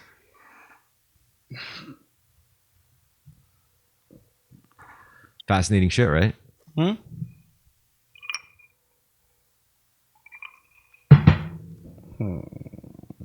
Do you feel like you're good at words? Yeah. Yeah, I'm really good at articulating myself. I think you are too. It's one of the reasons why I love having you on the podcast. You are really good at articulating yourself. Listen, I'm good at understanding people too, really easily. Like, what do you like? I don't get it. I don't get it. You know, like this is what he means. This is what like. Oh yeah, like I'll be able to articulate for somebody who is like trying to explain something to somebody, and like they're not really hitting it through, and I'll be like, he's trying to say, and then exactly, and I'll be like, so I can like sometimes do that. Like this is why I love arguing with you because you never misspeak. But I like disagree with every fucking thing you say. So it's like you at least know like exactly what you mean to say and say it how you mean to say it. However, I just don't agree with it. But most people can't even fucking do that much, you know, because like most people can't even like properly articulate themselves. So it's like I don't know. I think it's like that alone. I value it enough. That's like it's like learning how to talk while you're trying to talk. You can't do that. Yeah, you know, I think a lot of people do that too. It's like it's almost like when like teenagers talk, like they are like kind of learning how to talk as they're talking. You know, because they're just figuring out. But it also gets. That's why they use a lot. That's why they copy a lot of people around them. It's like, yo, fucking use a lot of slang and shit because it's like they don't know what to fucking say. So it's just like, yo, fucking dead ass. But it's a form of programming. Yeah. And you know what? I also want to argue that just because you can, like, if you were a person that could articulate yourself better than the average person, you're still programmed in some artificial way of communicating, no matter what. You just happen to find like a higher level of it. But it's still really is, you know, just like we just get speech patterns from a bunch of different people we look up to. I think, you know, whether it's our parents, older siblings, older people we've grown up and seen and heard talk, characters from movies and shit, and we'd have a conglomeration inside of all of our different brains of different people we kind of thought sounded cool, or said things the right way, and we use their words. Like when I say something like, I'm peachy, that's my cousin. That is his words coming out of my mouth. I know. You like to integrate a lot. I noticed. Yeah, but it makes sense because it makes sense from a mammal learning perspective. Yeah. You hear shit, it's like, oh, like I'll hear a new word and I'll start using it. It's like, oh, you just found out that word. It's like, yeah, I did, but that actual word better represents what I'm trying to say, and I discovered it. So yes, I'm going to use it now. Yeah, it's fine. Like no, I totally agree with it. Like even the word articulate, that's a great fucking word. Yeah. That helps me articulate what I need to articulate. Like, that's a great fucking word to use. It's like it's funny. It's easy. I don't know how hard it would be to explain what that word means using a roundabout way with other words to hit that one pinpoint. This is where you could like challenge yourself. If you like, I sometimes do this. I'm like, I come up with imaginary conversations where it's like, for example, it's like, oh, you articulate yourself very well. What does articulate mean? It means you express yourself in a very nuanced way. What does nuance mean? It's a fun game. I will like if I'm talking to someone, say if I'm talking to an immigrant, I'm not going to talk like this. And it might sound like, oh, you're trying to talk dumb. No, I'm talking to a way and using words I know they will under fucking stand. I'm not thinking they're dumb. I know their vocabulary is not extent because they didn't live in English their whole fucking life. And like certain people I might think are less intelligent. I will change my vocabulary and speech like an AI almost compared to who I'm talking to, because I know this person will understand it if I explain it like this, but that person will understand it if I explain it like this. And I judge everyone. And also with humor. You think I act a certain way? No, I have a different way of acting around every different person because I know what makes every different person laugh and what their type of humor is. Yeah. They might be more slapstick. I'll act more that way. They might be more dry, and I will not because I'm fake, because I know how to best. Once I know somebody for a little while, I know how to best communicate with that person.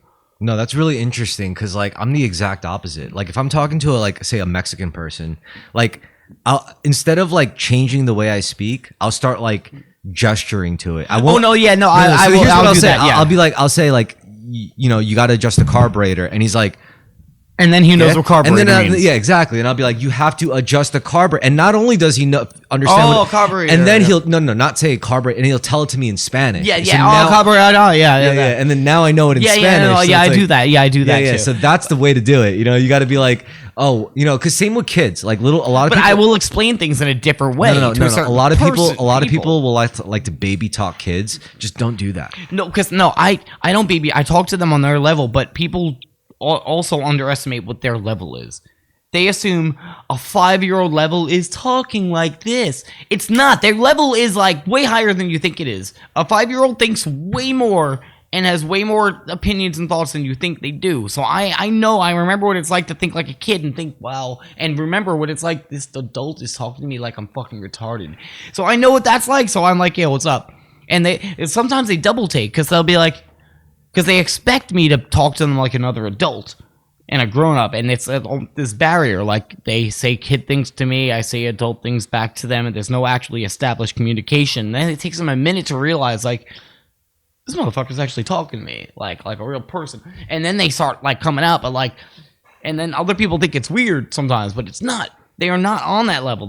Kids will drop their level down for adults.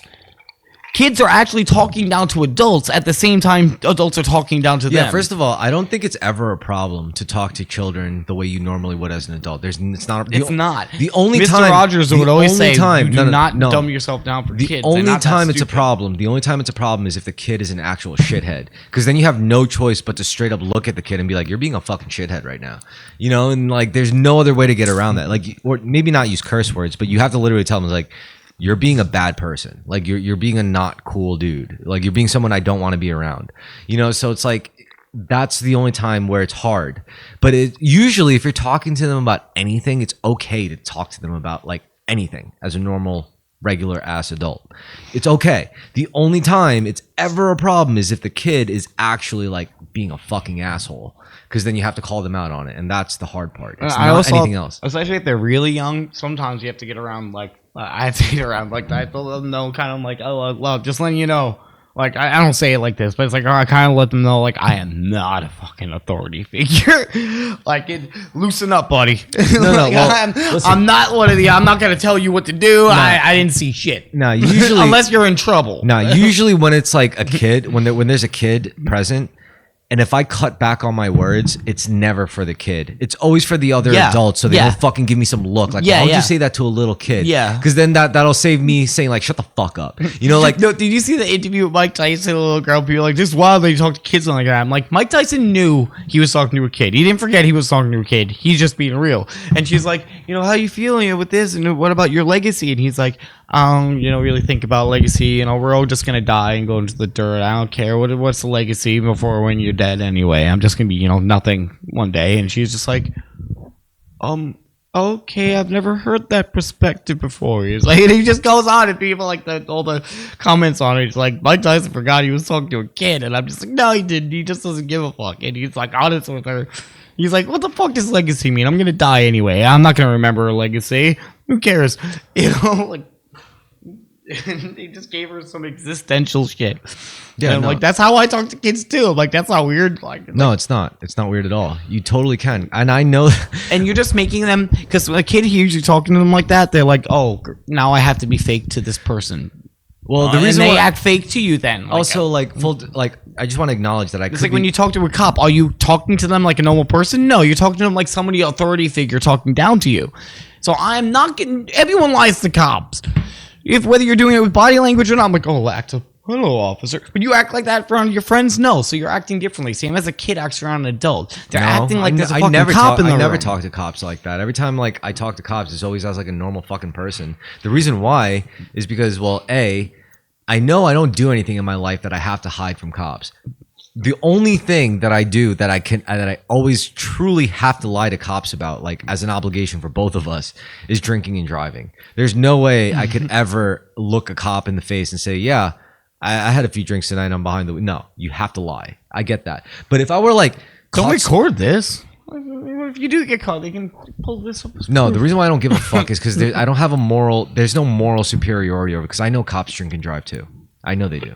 I'm not faulting them for it. I mean, I fault everyone for drinking and driving equally, but I don't fault cops for drinking and driving any more than I would fault anyone else, including myself. Tell you about the sheriff that I had come in? Listen, I just want to say, look, drinking and driving is really bad and fucked up, and only I should be allowed to do it. None of you should be allowed to drink and drive. Only me. I should be the only one on the road who's drinking and driving. That's it. I get in cars with drunk drivers if I trust them. And then there's some people that don't drink that I'm like, I'm not getting in the fucking car with you because you just suck. No, well, first of all, like there was a girl who I knew that had just such bad fucking ADD, and she was so ditzy, and she would start talking, and then all of a sudden crash into fucking something. Then I've been to people in cars that had 12 beers, like you, and it was fine. So I judge the person, not the drug or drink, because I've been to cars with people who had nothing in their system, and they were just fucking stupid, and they just didn't pay attention or anything. I'm pretty sure. So I'm like, this guy has his hand on the fucking fucking stick the whole fucking time. He has to be paying attention. If he was really fucked up, he wouldn't have to have his hand on a stick the whole time. Feel safer than rather somebody who's not so, and they just have one hand on this thing and texting like, and shit. I'm like, fucking God, I just was so depressed today, and I'm like no. Yo, so like, this guy's drunk, but he's thinking about driving right now. Probably. No. That's that's how I'm thinking. The thing is like it's like imagine being fucked up and riding a single speed with brakes versus like a fixed gear. You know, when you're riding fixed, it's different. Like, I mean, I'm a little different. You know, like I get it. I get affected drunk riding. I could pass out on a freewheel. I could fall asleep riding. That's what I'm saying. It's way worse. I have on a freewheel. Not at all. So that's the difference between like driving an automatic and driving a manual, having to shift the gears like a road bike. You know, to get from like it keeps your attention focused. Yeah, it has to. Like, I mean, when you see me like flipping this, what I'm doing is this. You rode a road bike with multiple gears, right? Yeah, you're changing gears. Yeah, so that I could like go up hills. That's what That's why I feel it. I feel the car, so I feel the click and the tug and the little bit of torque added. Well, to that it, means I'm bad at it. You shouldn't feel that. Like I should be so smooth with it. No, now it's mostly smooth. But I felt a little bit. Yeah, I know that it's changed. I could feel the pull is different. Yeah. The pull, you could feel that the pull. Like I'm not an engineer. I don't know shit about cars. I know his car is yellow. That's it. And but like I could still feel the body. I'm inside. It's like when you're in a car, you're inside of another thing's body, and you're now symbiotically somehow attached to that body, just like a bicycle. You feel what the car goes through. Just like if you hit a bump on a bike, it's like the bike didn't just hit the bump, I did. But isn't that cool how like your knowledge and experience of road bikes can transpose to just understanding how like a manual transmission works? You're just changing gears. Like that's really it. So like when you press the gas, it's gonna go at a different torque. You know, all I know is trying to ride a pedicab was fucking horrifying, and I've been biking in dangerous conditions under the influence on many different things safely for many years, and I thought I was gonna die on a fucking pedicab. You ever ride like a fast road bike, like a $10,000 road bike? No, I don't think I've been on a $10,000. I don't think anyone like, here's my $10,000 bike, ride it. No, and I don't know. I've never bought a $10,000 bike, so yeah, no. What's the most expensive bike you've ridden on? No, maybe like 1,000 something bucks. No, okay. So the most expensive bike you've ridden on was my bike then, because I let you ride my bike once, and it was like 3,000. It might have been Paul's bike, that carbon fiber. Oh shit! What the fuck? And it had the yeah, I'm like, he had it all taped up, but it was fucking. It was like, I'm like, I can't ride this because I will fall asleep because I'm not doing any work. Yeah, it's just the perfect clean, and it's just I pedal once and I'm just like. It's like it has an autopilot on it. You know what? That could probably win the Richmond Terrace Challenge, which is you get 3 pedals. Can you make it to the bottom to the ferry without pedaling again? Oh, that one definitely could. I could probably just like wiggle a little bit and like give it a little bit of it, and it'll just start click, click, the tic tac. Yeah, Dude, it was crazy. It was really good. And you said you'd sell it to me too. Just don't go blind then. If you want to ride. That's hard not to do. I've been trying. I got this. I've gotten at least 6 lasers. Maybe not 6. 5 lasers in my eyes already. If you could be a blind cyclist, that would be so crazy, dude. No, I've gotten laser procedures 3 times in each eye now, and they suck. It's like getting a tattoo on your eye. That you have to hold your eye open, which is hard for me to begin with, and they're like, okay, look all the way to your right, and I look all the way to the right, and then they go, you feel it right there where your eye isn't looking, and you can't look back because it'll kill you. Or make you, I don't know what it'll fucking do. He takes the thing, goes, and it's a hot like laser, and you're just like, and finally it closes on its own. No matter how hard they try to keep it open, it's just naturally your body does it. And they go, okay, they give you tissue, go wipe, right, okay, look all the way to your left. Oh no, you close it, come on, again. And you just go through that lane there, this guy pries your eye open and fucking lasers in your fucking eyes. And then you get up and like, it's crazy. Ever see those cartoons where somebody gets electrocuted and you see them going in and out and you see the exoskeleton? I saw the first time, and the 6th time it happened. This one that was damaged, I saw it and it was flashing like every single vein in my eye, in my own vision. Like, I'm like, what the fuck? And I stop. I'm like, what the fuck was that? I'm like, I just saw like the inside of my own eye, dude. Like, what the fuck is happening? That's crazy. And you leave there and you like wobble out because it's just a purple blob. Everything's just like, it's like, is this forever? And then you go outside and whatever they put in your eyes, your pupils so dilated, so it's like, it's like you can hear how bright it is. That's how, like in your eye, it's like it's like you got hit by a flashbang, and you're just like walking. It's like you put on the fucking ring in Lord of the Rings, and it's just like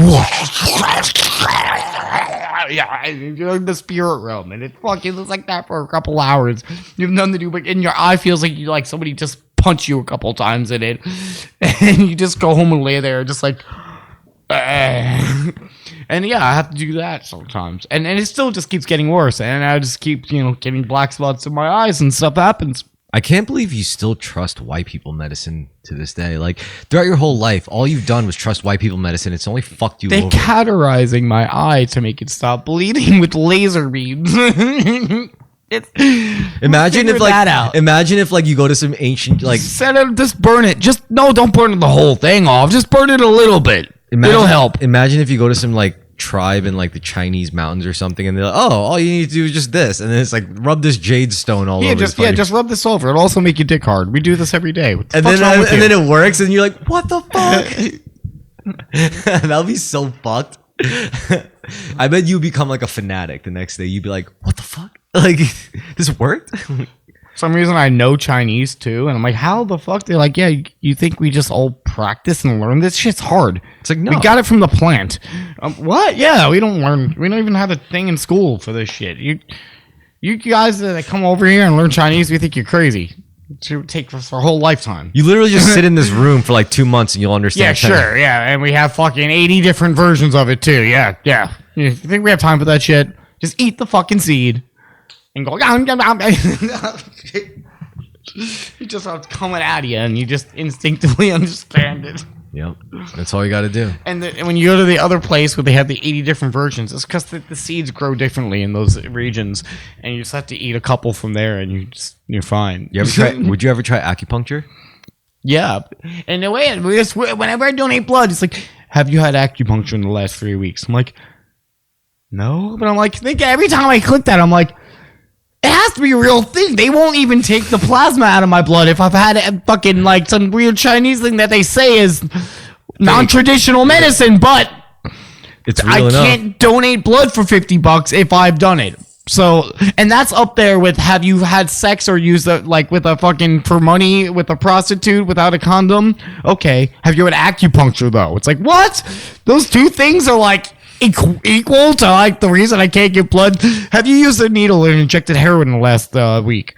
Have you had acupuncture? Like, that's the same question. What the fuck? That's very interesting. Yeah, so it's like, yeah, it's one of the things along with sexually transmitted diseases. I know why. Yeah, exactly. It's because with acupuncture you get a bunch of needles put in you, and who knows how hygienic the needles are.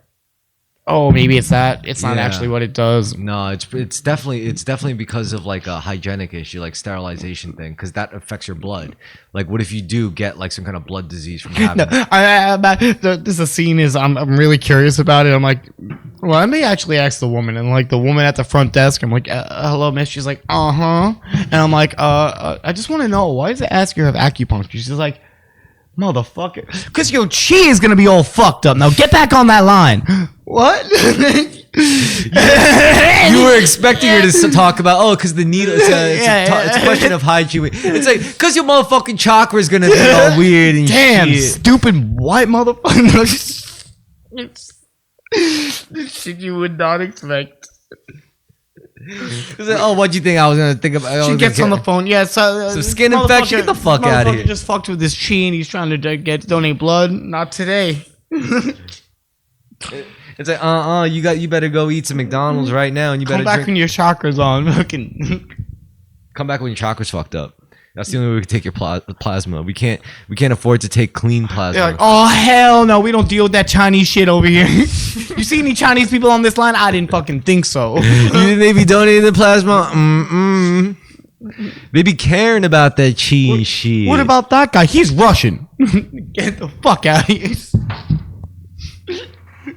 Duh. No, because they have the Asian looking Russians. Damn, that's very interesting though.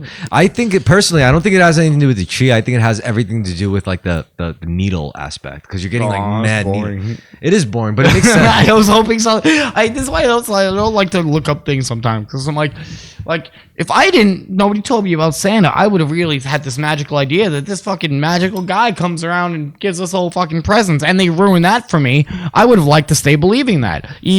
That's a cool thing to think, and I hate when the illusions are ruined. And I'm like, oh, the reality is way more boring. You could just not believe me and be like, I don't believe you. And then yeah, see, they tried that. See, here, everybody, here's my Christmas story. I was always made fun about the other kids at parties, Christmas Eve parties, because I'd be like, oh my god, we got to do this for Santa. You put up the cookies and be like, friend, Santa, come on. When we've all seen our parents go, I'm like, yeah, but they only put half the presents. Santa brings the rest. We had stickers on some that said from mom and dad, and some of this presents said from Santa.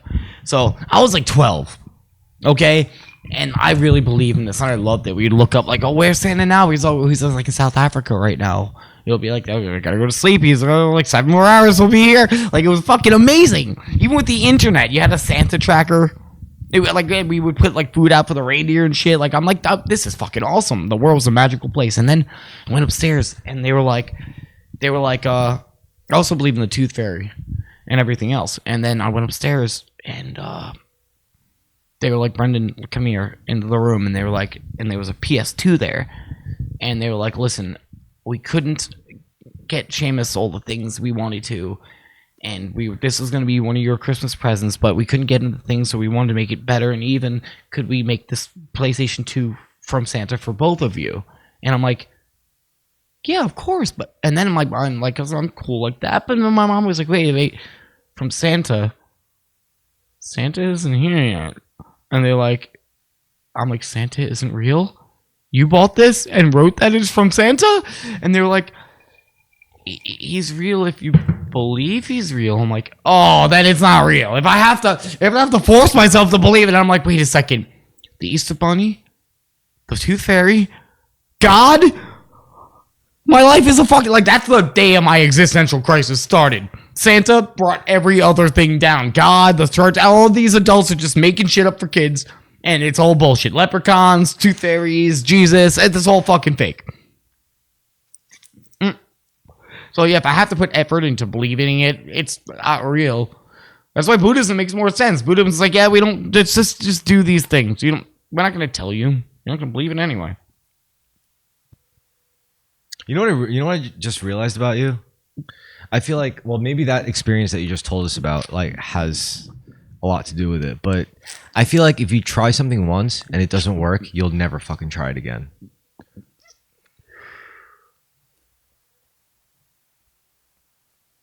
Like if you give your serious effort into something and it just doesn't work out, like that's it. Like you're done with it. Like you're not stupid enough to like, well, you're not quote unquote stupid enough to try it again, you know? I get frustrated. I'm like, fuck this shit. Like, I can't. Not my thing. I can't relate to that because like but I also get. I really do. They like, oh, you have ADHD, you have a learning disability. I'm like, I'm not stupid. I didn't realize for a long time they didn't mean I was stupid. Yeah. I have a learning disability. That doesn't mean I'm not smart and I can't learn. I get frustrated with things that don't interest me to the point where I cannot learn it because my brain won't allow me to concentrate. That's what ADHD is. So if my brain can't calculate that this is important and it's going to be fun, I can't focus on it enough. But my brain's like, I was able to do biking and guitar because it was fun and everything, and I learned video games fun enough to. But certain things like math and shit, I'm like, I could probably put my mind to, but I can't because my brain will not let me concentrate on it long enough to be able to actually get it because I don't give a fuck. But what's stopping you from saying that anything could be fun and anything could be interesting? I'm not the picker of these things usually. It's like I'll be like, my brain will just tell me no. Like just like if you like tasted something and you're like, nope, don't like this, and don't eat it because you don't like it anymore. That's like me with things. No, but I don't. But that's not how acquired. Like I don't like the taste of it. But that's not how acquired tastes work. I don't. Maybe you just can't handle that. You can't handle negative sensations. Yeah, I'm following the good shit. Yeah. Obviously, it seems like it naturally makes sense to me. That's what stops people from touching the fire, right? Like, nah, better. No, yeah, better. Uncomfortable, comfortable. I'm gonna stay right fucking here, and that's what stops me from burning myself. That's what stops me from doing things I don't find comfortable. If I'm sitting in class and I'm like, Brendan, you gotta learn this for the test. Brendan, you gotta sit still. I'm like, fuck this. I don't give a shit. And eventually, I just drop out of fucking school and I get a job, and it's easier for me to work a job because at least I know I'm getting paid for it. There's something. The school, you know what I think? I couldn't do because I'm like, I'm not seeing any immediate fucking pleasure from this. So you're really about instant gratification. I guess so, yeah. That's terrible. And it is a part of ADHD. It really is. It's a brain thing. I follow the fucking dopamine. And sometimes people with ADHD learn how to use these certain things to help them in certain situations. I think everyone's brain is different, but I don't like doing something. You don't think you could change that? Like not be so much about instant gratification? It's not about instant gratification completely. It's just like I don't like. No, it is about instant gratification completely. That is exactly what it's about. It's that simple. You're really into instant gratification, which is why you uncomfortable. What? I don't like being uncomfortable. No one likes being uncomfortable. But like I don't like being at work, but no, it's not about you not liking being uncomfortable. Nobody likes being uncomfortable. You just have a very low tolerance for being uncomfortable. Yeah, but then again, I don't because I'm like I'll be like with pain and stuff. Like I'm pretty good. Like I can be at the dentist and get a tooth pulled and shit, and like be like you're really cool about this. I'm like I don't give a fuck. No, I think what you mean to say is you are so intolerant about being uncomfortable. I'm impatient. No, you're so like intolerant of being uncomfortable that you are willing to put off little bits of discomfort until the very end when it just becomes big discomfort and you're like whatever because you know there's nothing you can fucking do about it at that point. But then the minute you can, you're just like nah, and then I'm just gonna avoid it, and then it just becomes bigger and bigger and bigger, and again you have to deal with one big moment of discomfort until boom it resets. I don't think that's the full story. It is though. That's your pattern. It's not a story. It's a pattern. No. I just certain thing. No, when I try something, I don't like it. I move on from it. I don't like it. Like if I don't like it, I don't like certain music. I'm like, if I Well, don't what like do it, you I don't like like. at this point? Uh, there's a lot of things I don't like. I like comedy. I like laughing. I like um games. I like Fuzzy Cat, cuddling with the cat. I like um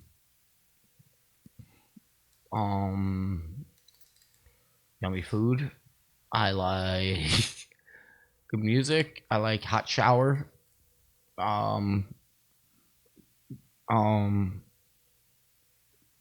I like learning about things that interest me though. So it's certain thing I don't give a shit about, but there's certain things like history and stuff like that I'm interested. So I'll learn a lot about that. You know, people at work that I know was like, how do you know all these things? I'm like, I know things because I read, but I didn't read when I was in school.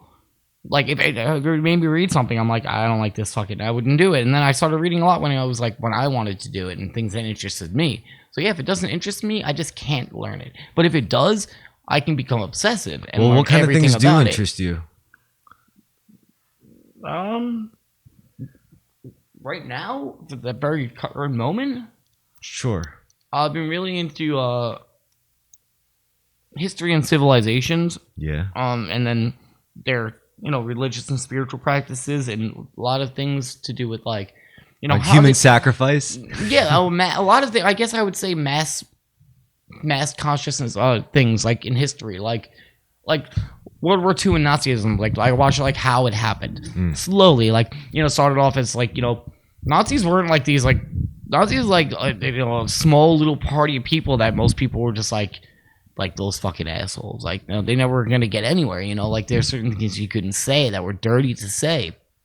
Like racist things that they're like you would look down on and say. It took a long time actually to get everyone on board with these things, but it became like a mass consciousness thing slowly. I want to see how does like a whole people decide on something like this. And what's your answer to that question? I don't know, but I look at other things too. And No, don't just say I don't know. Like, tell me, what's the answer that you come up with so far? Not your complete answer, but what have you gathered with that question? It's like, why do so many people come together so quickly about certain things and just decide? I don't know, because when you look at history, it seems like it's always most of the population.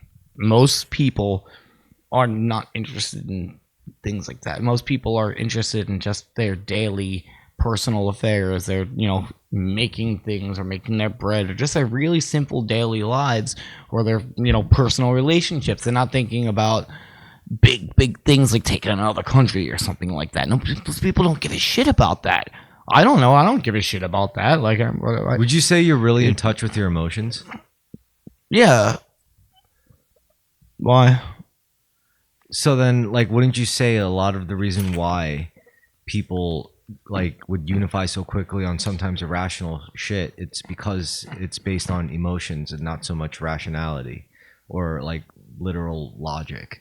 Sometimes they could just collectively feel emotional about the same thing, and that could do just as much to manifest reality as much as a well thought out plan. It's just everyone feels the same way, therefore they're going to make it happen, just like a good jam session, or a bad one. I'm also interested in the way, like, I'm interested in old, like, I wish I can go back in time just to, like, talk to somebody from thousands of years ago, just to hear, like, the way they think. They don't have the same things we have and the ways of thinking that we have. I want to hear, like, it interests me. Cultures, different cultures, and it interests me how much different it is in certain cultures. Like, it interests me. Another interesting is when two cultures finally find each other. That interests it. Usually ends in violence, but it's fun. It's like interesting to like, these random people, right? Like, it's interesting to think of what it might have felt like if we're on a boat and we land here and we see a place we've never seen before, and they see people they've never seen before, and we're just like, what the fuck? And we see buildings that we've never seen before and shit like that. Yeah, like, can I offer a suggestion? Can I process? offer you a suggestion as to help really quickly understanding like other cultures and other people? What you could do is the best way, honestly, is to simply do as they do. Is to just like look up their practices, look up their traditions, and spend a week, 2 weeks out of your life just living as they would, as best as you can. then you will understand it. Sure, you could read about their history. Sure, you could read about the lineage of their rule. Sure, you could read about all sorts of shit. But you're never really going to know until you live as they do. That is the best way to truly understand a culture. Yeah, but the problem is, like, I know certain things. Like, okay, the sun. I look at the up there, and I go, oh, that's the sun. That's a gas. I don't know what they were thinking. They could have thought that that's a being. That's an alive thing, and that's very real. Don't worry about that. You're still being. I'm saying the whole mind frame is different. No. It doesn't matter. What do they actually do? How do they actually live? What do they do every day? It's also the way they. No. It doesn't matter how well. Well, also, yeah, it does matter actually. What I'm saying about it. What I'm saying is like, regardless. Remember, mind, body, and soul. So, what do they actually do with their bodies while they believed in this and thought about it? Like, what do they do with their lives? What do they actually? How do they practice it? Did they pray? Did they sacrifice? Did they meditate? Did they stretch? Did they exercise? Did they train? Like, what do they do? This is like, in my personal experience, this is how I've gotten to know any culture. It wasn't through reading about it. It was being amongst them and ate the food they ate, slept where they slept, did what they did. I heard there's a thing that you can just book a mystery flight. I wonder what that would be if I could try that. Well, all I'm saying is if you really want to know a culture, like understand it, yes, you can read about it and you should read about it. It's only going to help, but you can't fully get there until you at least spend some time amongst them, with them, like doing the things they do. I want to travel a little bit. I want to like see other countries. You should. I told you should. You know, like you should. I've traveled quite a few places. I can tell you it changes you. It makes you see things differently. It makes you not take for granted the things you shouldn't take for granted. Most Americans who never left this fucking country are really blind to a lot of things. Simply because they just never shared space with other people like that. You know, like they never really understood. Once you understand, you realize like, yes, we're all different, but there is one unifying thing. And it's nothing as obvious and it's nothing you'll ever understand until you actually visit another place, you know? Like truly another place, not like Montana or California. I mean, like, yeah, I'm sick of America. I want to see another country. I've never left the fucking country. Yeah, you know. So exactly. I really don't. All I know is like all I've been around is fucking Americans, and it's like kind of getting kind of dry. You know, it's not that I just fucking hate everyone here. It's not that. But I've seen you all. I've seen different versions of the same person a million fucking times. Like I've seen Kyle 50,000 fucking times. I've seen I've seen the same personality types 50,000 times. I'm Archetypes. sorry. I hate to say this, but I don't feel like I'm an archetype of any sort. And people like, you're different. Like, and I want to be like, well, you're all, I've met 50 of you. And that seems rude. They're telling me I'm like someone special that they've never met before. And I almost want to tell them, it's like, you're not though.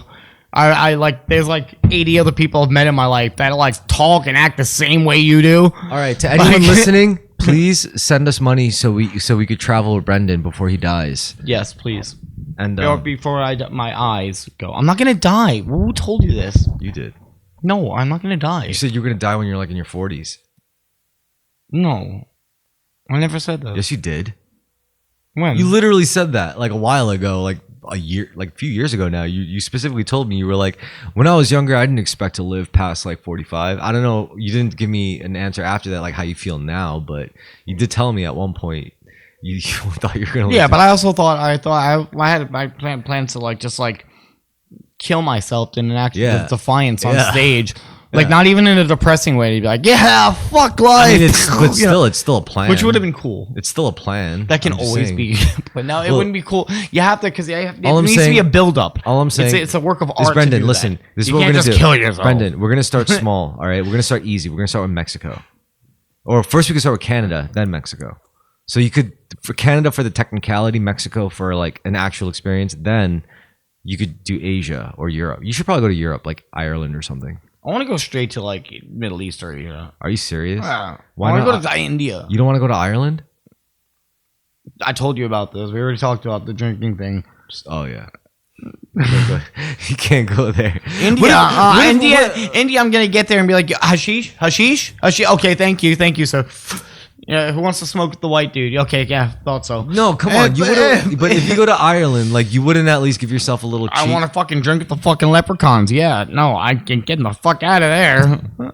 So you wouldn't go to Ireland. You wouldn't let you. No, I don't think I'd. I would just No, I don't think I think I'd end up drinking right now. What if you went to what if you only went to AA in Ireland? It's like I'm just gonna go to Ireland, go to an AA meeting, and come back. What if that's all you did? Famous last words. That's so good. I'm just gonna go to Ireland, but I'm gonna go to an AA meeting. I'll be right back. Yo, that's so good. That's so good. I'm just, listen. I've only been an alcoholic for like my whole life, but listen, a couple, I haven't had a sip in like 5.5 months, 6 months. I'm going to Ireland. I think I'm good. Oh my god. They got meetings over there. It's fine. Oh man. Imagine if you said that to your AA meeting here. They'd be like, bro. I'll just go to Patty's Pub and Church Directory to find where the AA meetings are. So, all right. Oh, before you get there, you want to park for the road? It's like, you just. Yeah, I see what you did there. Oh man. Yeah, I guess you can't go to Ireland. You go to the AA meeting. They don't even count Guinness as booze at that point. No, yeah, they're at the AA meeting. It's like, all right, who wants to pour the black stuff? It's like, wait a minute, this is an AA meeting. No, there was like, a problem. There was when AA meetings first started happening, because you can, just declare yourself AA because it's, that's how it works. I can be like, we're both alcoholics. We're AA now. We're in AA meeting. Like, so there was a couple meetings that got in trouble. There was one that used beer, like drank beer as a way to avoid alcoholism, and they're like, they were like, this, you can't, like, that's like we don't have a lot of rules here. Famous. I still can't get over the famous last words. Like, I'm just gonna go to Ireland, go to an AA, I'll be right back. Gonna go get my 6th month chip in Ireland. Yo, that would be the ultimate like Xbox achievement. Like, could you imagine? It's like, yo, my 6th month, I legit went to Ireland, got my chip, and came back. Yo, that you would be the hardest recovering alcoholic. Like, they would all look at you and revere you. They'd be like, bro, you seriously went to Ireland, got your 6 month chip. Listen. I go to I'm at a speaker meeting. So I'm like, no, but what if you? So I went to Ireland. Listen, I blew up 3 cars to join the IRA, but I did not have a sip of alcohol since that day. What if you meet like a hot Irish girl and she's like, I personally think it's grand that you don't drink. She's like, she keeps offering you pints and she's like, oh wait, I'm sorry, I forgot. The same culture is the same in Ireland. It's the young people around the world drink less because it's been in our culture for a long time, a traditional thing. And now on science, you slowly find out that it's not a good thing.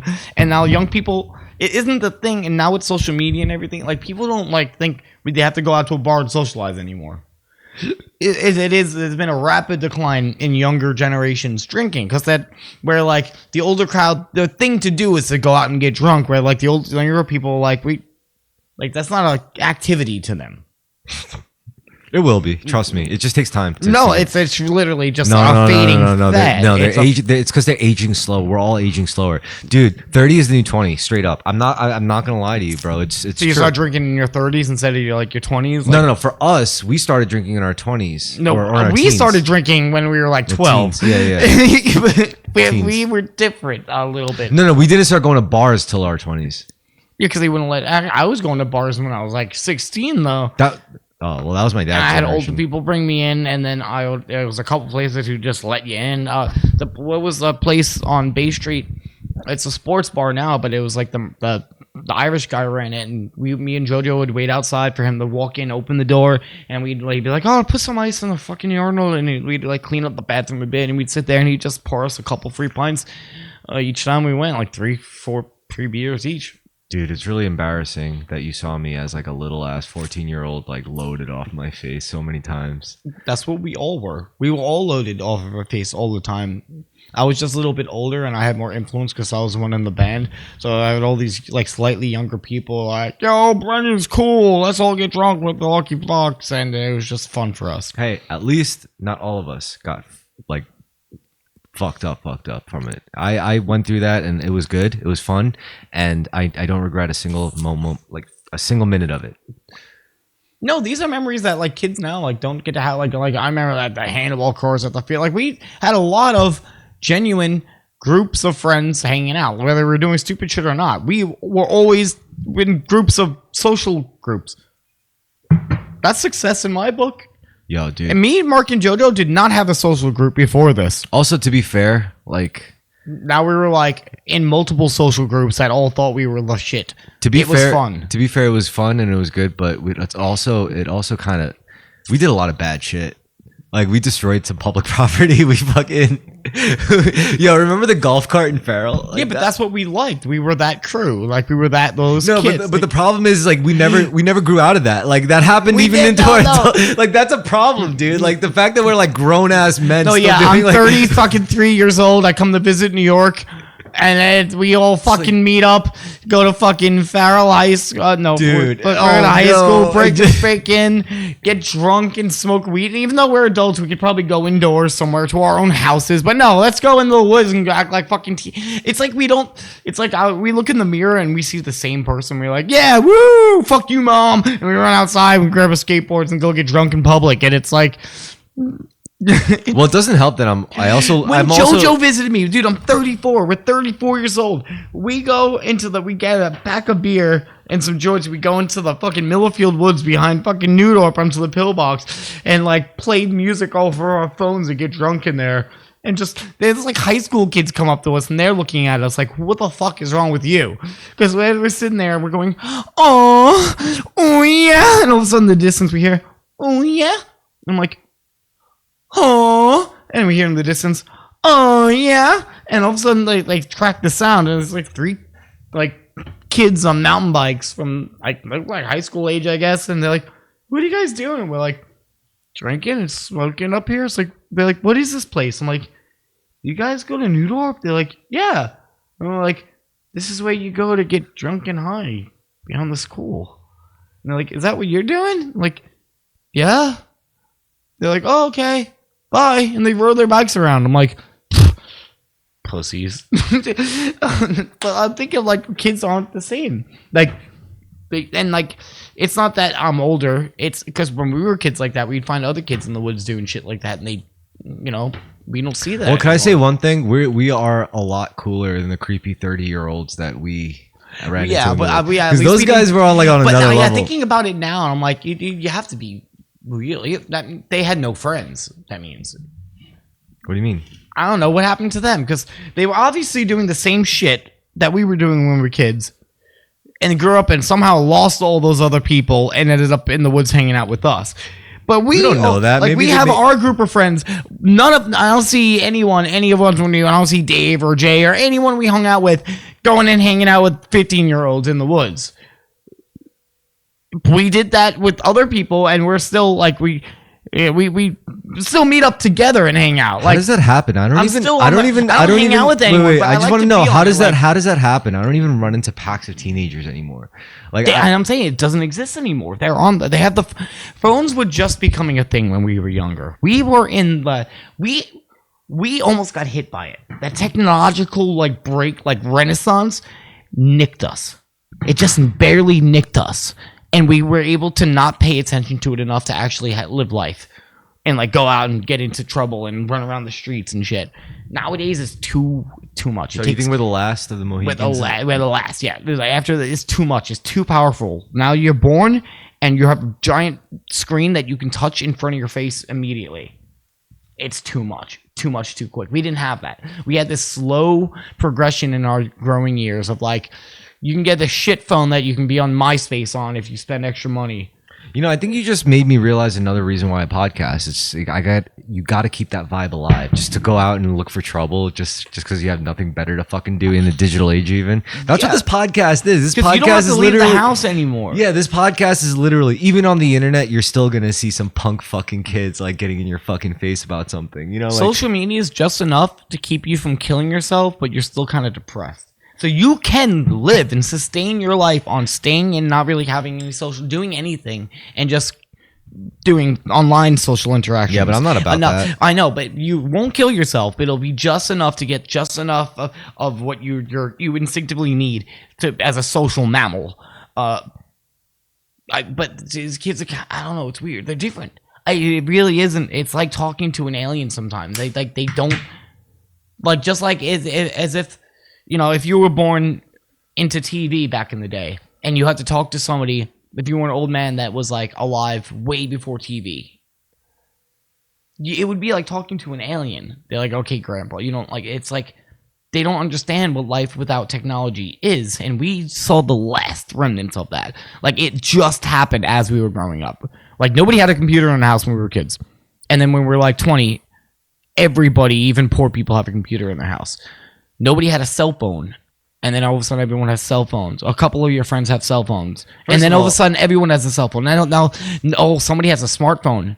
A couple of years later, everyone has a smartphone. I also want to say, I think like surfing the internet got way stupider from a smartphone. Like, once you started browsing on the web, like browsing the web through your phone instead it of just tells you what to look at now at this point. I mean, not even. But a computer's not like that. Like, if you do it from a laptop or like a desktop, it's not the same. Like, I truly think people like who think they're online but only like spend 99% of their time online through a smartphone are literally stupider than people who do it through a computer. It's very very different. It's very, very different. It's just the flow is different. The flow of information intake is different, and like your output is different. Like, you do different things. You're capable of different things. It's like you're not passively taking in stimulus. You're almost generating stimulus. You're alchematizing it. You're taking in information and changing it at a more rapid rate than just taking it in. And it fills you up like a fucking like dumpster, of junk. And it's little junk. People be doom scrolling through TikTok for hours and hours and hours, and it's just junk.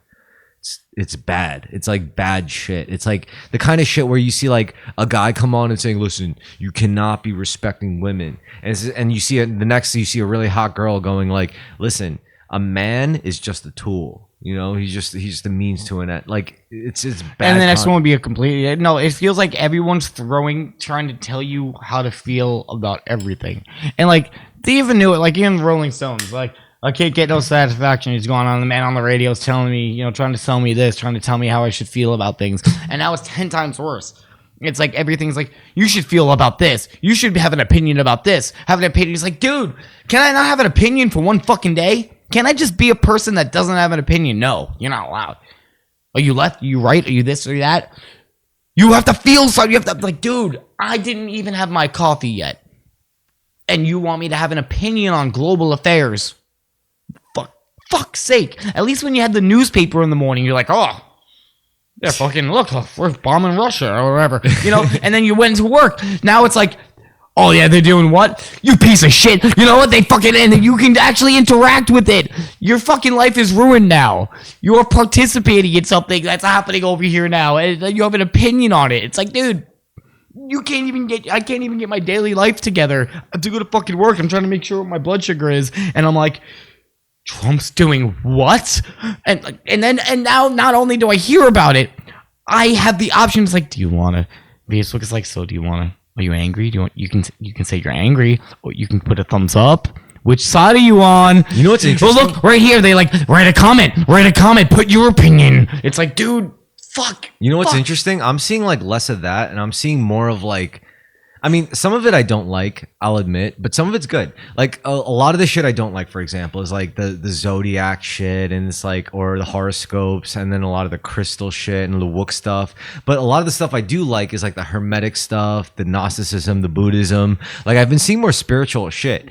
Like, well, because you're talking about it. Yeah. The algorithm, dude, I don't know how this works, but it doesn't need words anymore. At first, I thought it was weird at first when I can talk, I can be like, yeah, NASCAR, and all of a sudden I start seeing NASCAR.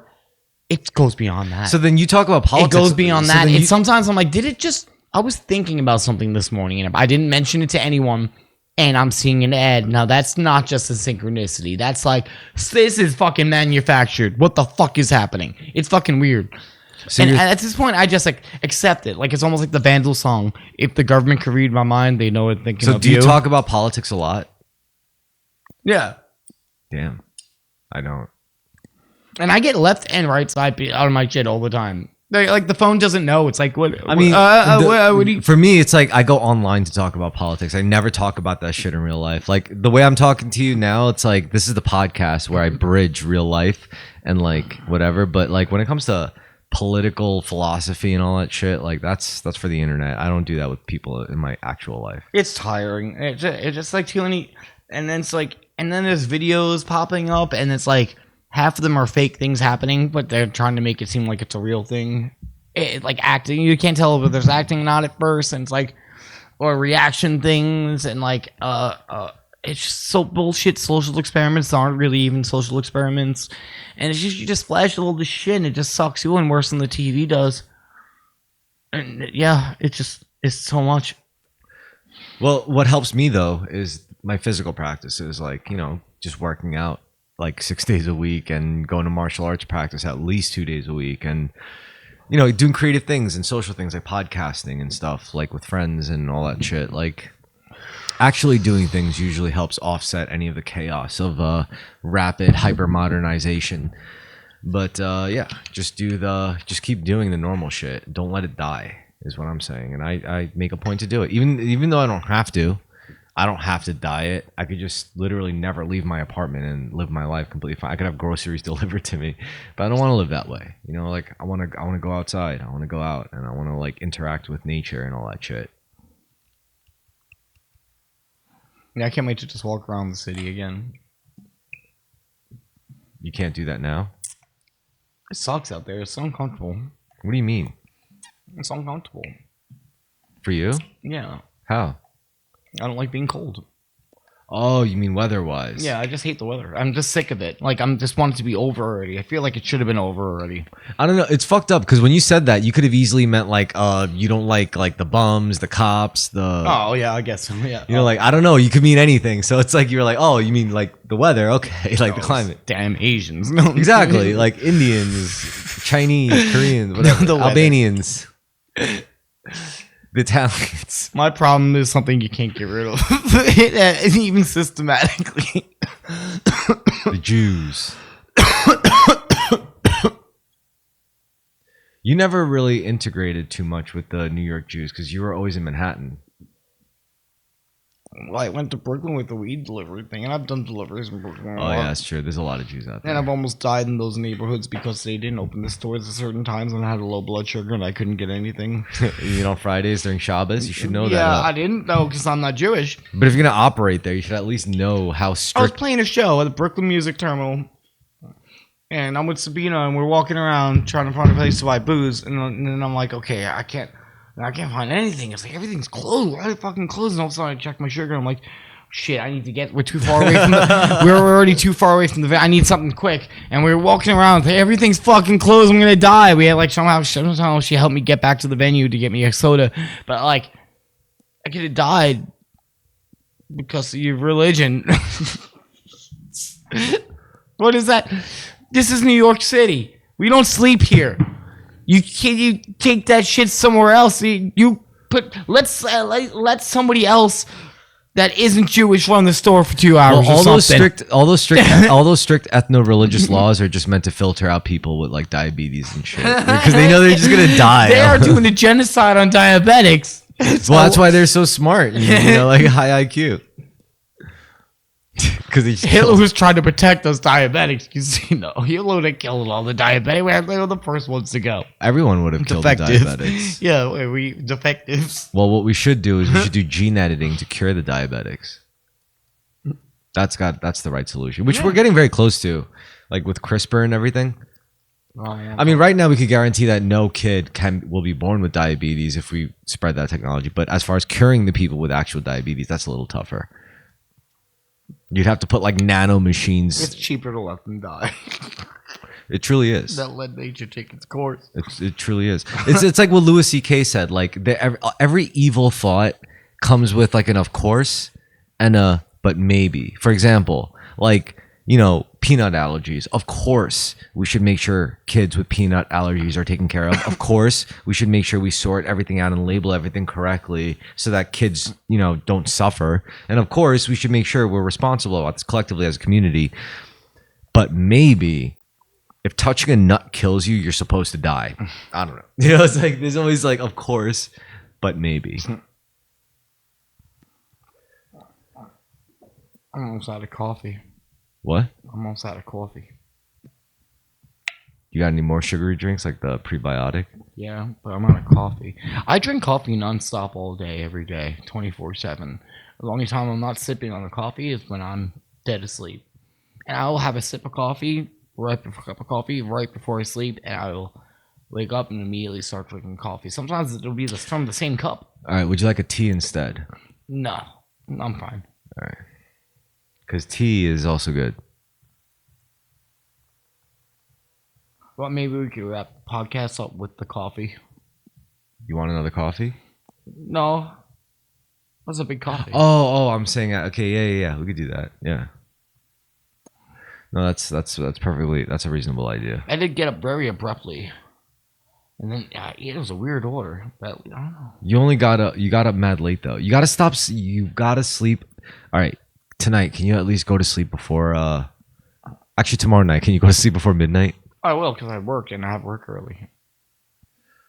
Just don't go. Just the weekend, I won't. I will try to stay up. Don't do that. And I'll just fall asleep because I can't. I think you'll get more out of your day, your weekend, if you exploit the days more than the nights. Like if you sleep early and then wake up like super early the days you have off, like at 6 a.m. on the day you have off. No, because there's things I like to do that I like to do only when I'm not worrying about doing something else soon.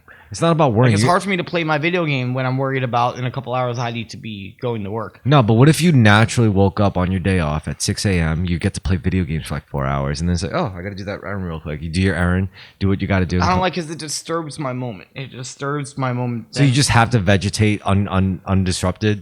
Yeah. I don't like to have a disruption. I don't like to have to know I have to do something. Like it's hard for me to do certain things if I know I have to do something else. Like at work. Like if this, I hate jobs that like take your break now. I'm like, I say when I take my break. Yeah, but how could you live in nature like that? Like in nature, you don't get to decide when things like happen. You know, well, like say if I was just in the wild right now, right? And I want to eat, but I got to build the shelter first because I can't be eating worrying about, oh man, I hope I get that shelter up in time. So I'm going to build the shelter first. I'm not going to eat yet. Certain things I don't like to do until something else is already done. Let me paint you a different scenario. Let's say after the shelter's built and then you build your scenario, right? And you're like, I built the shelter so I don't have to worry. However, things happen. A storm happens. Animals attack. Whatever. Like things disrupt your shelter to the point where it could affect its structural thing.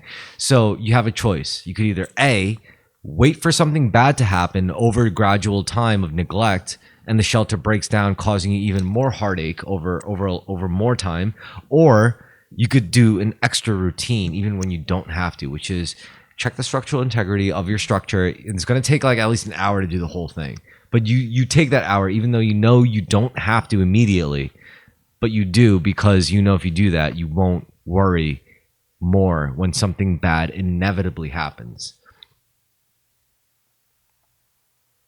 You could understand that. You played enough video games to know what I'm talking about. Like, yeah, I have a choice. I could either just wait until like this caves out, or I could do my routine, gather enough resources, come back, recraft and repair the structure. No, and it's also I like to play and like not it's worry strategy. About it's all strategy. Real life is also the game. And then go to sleep. You know what? You know what's also fucked up? The fact that you can't find just as much enjoyment out of the game of this than this. You know, it's like it's the same thing. Once you realize that, it's just as fun. I like alternating. But you realize it's the same thing, right? Yeah. Yeah. But I do feel like that, like it's a game within a game. Yeah, it's weird. So I feel like that if you play enough video games long enough. For a while, I was doing nothing but games and drinking and going to work in Texas and like. You know, like I was riding my bike back and forth to work and I was playing Red Dead 2 and it was like the same thing of getting on my horse and I'm just like the music's playing on my head and I'm just like traveling to the next marker. It's a form of programming, definitely. Marker. But I also open world. Also, they help me a lot with reality. Open world games have gotten to a point to where they feel you can really translate them into reality and everything like that, like choices, different charisma checks. Like I'll go through something and be like, oh, I passed the charisma check on that one. You know, like shit like that, and it is kind of like real life. It is. No, real. Because everything is based on your skill level, but also a little bit of chance. Everything in life, like whether you get that job, yes, it's based on your skill, but also there's a chance at the same time. The skill level will help you. There's always the chance involved. You know, you can always die. There's always the chance. Yeah, if you're healthy, you have a little one up on the points of dying. You know, when you roll that dice, but you still got to roll the dice and get a little bit of a chance there. You know, like I have osteopenia, so my dice roll is gonna be a little weaker if I fall down the flight of steps than somebody without osteopenia, because I might actually break a bone where they might not. Yeah. They have a couple of extra defense points to cover up that dice roll if the dice roll is lower. It's RNG, random number generator shit. Yeah. That's what it feels like. The Zelda game is really good. It's really, really good. Tears of the Kingdom's like the best game ever. Nah, the best game ever is Russian Roulette. Actually, no, that's not true. The best game ever is Tag. It's got everything. You know, it's got pressure. It's got fun. It's got freedom. It's got exercise. It's got strategy. It's got everything. You can't cheat. Yeah. Like, there's no way to cheat at Tag. If you got him, you got him. Mm-hmm. Either you touched him or you fucking didn't. There's no, like, I didn't see it. It's like, it did. Whether you punch him, touch him, or slap him, like, you got him, you know? Manhunt, you can kind of fudge it. He didn't say the whole thing. Kick him in the balls real quick. He missed like 4 syllables saying manhunt, 1, 2, 3. Okay. Yeah. Manhunt, 1, 2, 3. He didn't say the whole fuck. Shut the fuck up. No, you have to be able to hold me down long enough to be clearly. Manhunt, 1, 2, 3, motherfucker. Everyone see this. You know, you have to, but you can fudge it, you know. Yeah, you gotta do it like tackle football. You gotta like really hold. You know, adults gotta play these things again. Like, fucking play hide and seek. Manhunt is a better game than football. No, Manhunt is just hide and seek and tag mixed together, kind of. Because you get to hide first, and then they have to find you. It's not just I caught you and I saw where you are. Because I don't like hide and seek. Oh, you saw me from a distance? Come and get me, motherfucker. Like, you know, you gotta find and then kill. That's Manhunt.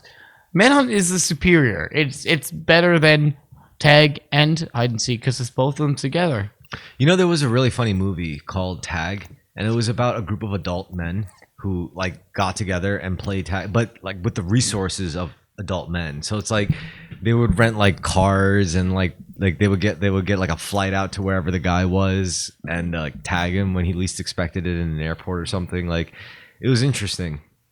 That's cool. Yeah, it was based on a true story, and the reason why it was so sensational is because the guy, the ringleader of the game, he was like suffering from a terminal illness, and his story was like, before I die, I probably won't be able to do this next year, so this is truly our last year, which is why I'm going so hard in it this year. Let's get a Manhunt group. We'll get a bunch of people and say, okay, well, like say it's like Highland Plaza. And we just all go hide. Swarmies is it? Yeah, you sit there, you count. You do a timer on everyone's on front, and you count to like they give it like 3 minutes or something. So we can. And then they go around rules. the plaza, and we fucking in front of who cares who sees. Like you, if I see you, like you, if I'm it, I'll be like in the certain. Okay, maybe they're in Macy's. I'll go in whatever store and just be like, see how like try to like look like blend into the crowd, and I'm like, and you notice I catch you, you start running, I run and. Try to get around other people and grab you on the ground. Man, 1, 2, 3. Like, well, all right. We need rules. Like, are you allowed to defend yourself? Like, can you punch? No, there's no defending in Manhunt. You run. If they catch you, you can try to get free, but you can't like assault them. But the Manhunt is you count. If you're you count to whatever the rule is. Brendan. You go looking, and you have to run, and you have to touch them. You have to have your hands on them. While you say manhunt, 1, 2, 3. Brand, if I ever catch you in like a crowded Highland Plaza area, I'm going to bear hug you and count super slow. I'm going to be like, manhunt. You can do it. Just to, just to do it. But also, my job is to try to break free. You'd be like a wild pig. Yeah, but it's not that. That's the fun part. It's not that easy to keep your hands on somebody. Well, that's why you say it fast. It's gonna be hard. Yeah. People wiggle. Something like you can win even if they're running away and moving. If you still have your hand on them and you're running at the same pace and you still have your hands on them, you still get it. The point is We will finish this episode with a non-spliffed joint. Like this is gonna be a real. Can you handle it? you. Can you handle a non-split? Non-split? Yeah. I can't handle the splits. I hate tobacco. I can smoke yeah. never-ending amounts of weed. Yeah. It doesn't affect. You know what's crazy? Caffeine is a worse drug than fucking weed. I know this as a person who does things and has an addictive personality. No, and I sugar use is a both. worse drug than No, weed. because I wake up No, and caffeine's not bad. Sugar's bad. listen. I woke up today. I could not function yet until I had coffee, but I was able to be fine without the weed. Actually, I was sugar's able to not eat, bad. take I'm a shower, sorry. do everything. I didn't. First of all, I didn't mean to talk shit about sugar. I'm sorry. I just want to apologize. It's a good thing. Sugar's fine. It's fine. Everyone, it's okay. It's okay. We're made of sugar in Just a way. corn syrup is a little too much. The body, look, corn comes out in your poop. Yeah. So if you think you're getting sugar from something that your body is already not really processing very well, it's not going to process well. That's where people get fat. It takes too long to get rid of. Me, I have type 1 diabetes. I weigh 140 pounds. I can't get fatter. I try. I try to stuff my fucking face, like I get stoned and I shove things in there like a Shaggy from Scooby-Doo, and I just stay like that. I'm sorry, I can't. I haven't experienced being overweight, but I know that's what happens. It's because corn syrup. You can eat sugar. Sugar's fine. Also, sugar doesn't really give you diabetes. Doesn't? That's not, if somebody hey, when I'm like, there's a lot of things diabetics, like stigmas that, but like I'll be like, I'm diabetic. They're like, but you're so skinny. Yeah, it's not. Type 2 is like a different disease than type 1. Yeah, what would you do if you like had a choice between like if you could cure the entire world of diabetes forever, or like, but the only way to do it was to murder an innocent baby? Would you do it? It's just a baby? Yes. Doesn't really have many attachments yet? No, it's just an infant. I have to do it myself though? Yes, with your bare hands. Oh, I can't do it. No, you I can't live with that. Like, that's the PTSD. You could use a weapon, like a knife or a gun or a sword or a hammer. Oh, I guess my logic would be thinking, okay, if I could just like Or a book. You could use a book. Just, like book it. I've had trouble doing that to a bird once, to put it out. I would have so much trouble What with would a you do? baby. What would you use? Like a gun? I don't think I'd be able to do You know what I would use? a gun. If I had a gun, yes, that's what I would prefer if I had to. What I A would gun prefer- or a guillotine. I would prefer an explosive, like a big, heavy, powerful explosive. You don't even need to look at a body afterwards. Exactly. yeah. I would just put it right next. It's like it never existed. What baby? What are you talking about? yeah. I didn't do nothing. I'll put it right. And just put it all the way in the back of your mind where it doesn't exist anymore. And it was just a flash. I just remember one day I was walking down the street. There was I a saw a flash baby, of light. then no People were baby. talking about a baby. I didn't see anything. All I know is that nobody has diabetes anymore. No, just imagine, like you put a baby next to it, just a big stack of Semtex, and it's gone, like literally, like. And this is why modern warfare is more evil than just looking somebody in the eye and torturing them, because you actually have to look somebody in the eye to torture them in that scenario. If you could just play a video game and just go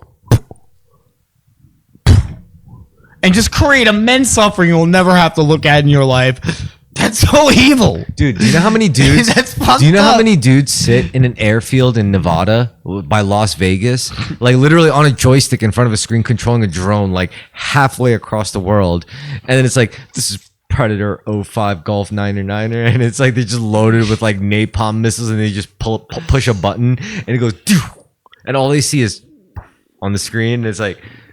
Good Yeah, kill, something good that kill. if they actually saw happen in real life, they would like go clinically insane. But that's evil. It's like that's fucking crazy. They gotta know, right? They gotta know what they're doing. I mean, even if you are seeing it from a screen, like they gotta know that it's fucked. Because you just told me you have to kill a baby with your bare hands. I'm like, I couldn't do it to save the world. And then, but if you told me, let's like just Do it from press this button real quick, diabetes will be removed, and there's some baby somewhere that you don't really know. Never sees it might disappear.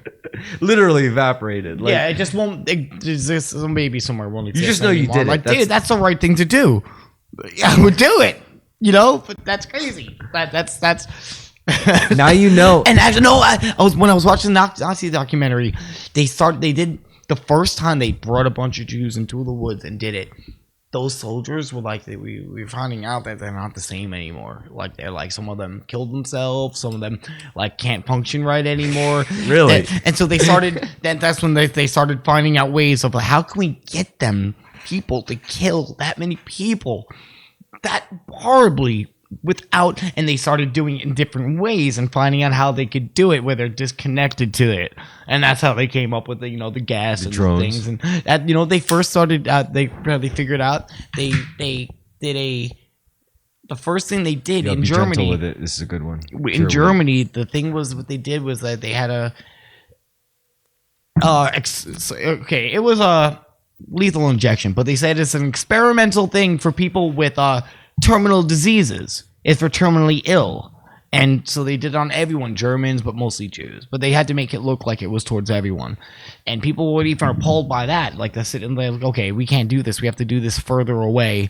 Find out how we can kill this many people quickly. Further away, because when German people find out, they're going to be like, what the fuck is our government doing? So, like, they have to keep moving, keep finding out lucrative. And we, as our government, all of their fucking ideas come from the ingenuity of how to get people without feeling empathy to kill that many people and harm each other. And that's where our system, a lot of the ways we do things now is based on what we learned from the Nazis. Like, we went there, we're like, whoa, that's fucked up. But that's also fucking genius. Yeah. Like, we saw that shit, we were like, oh my God.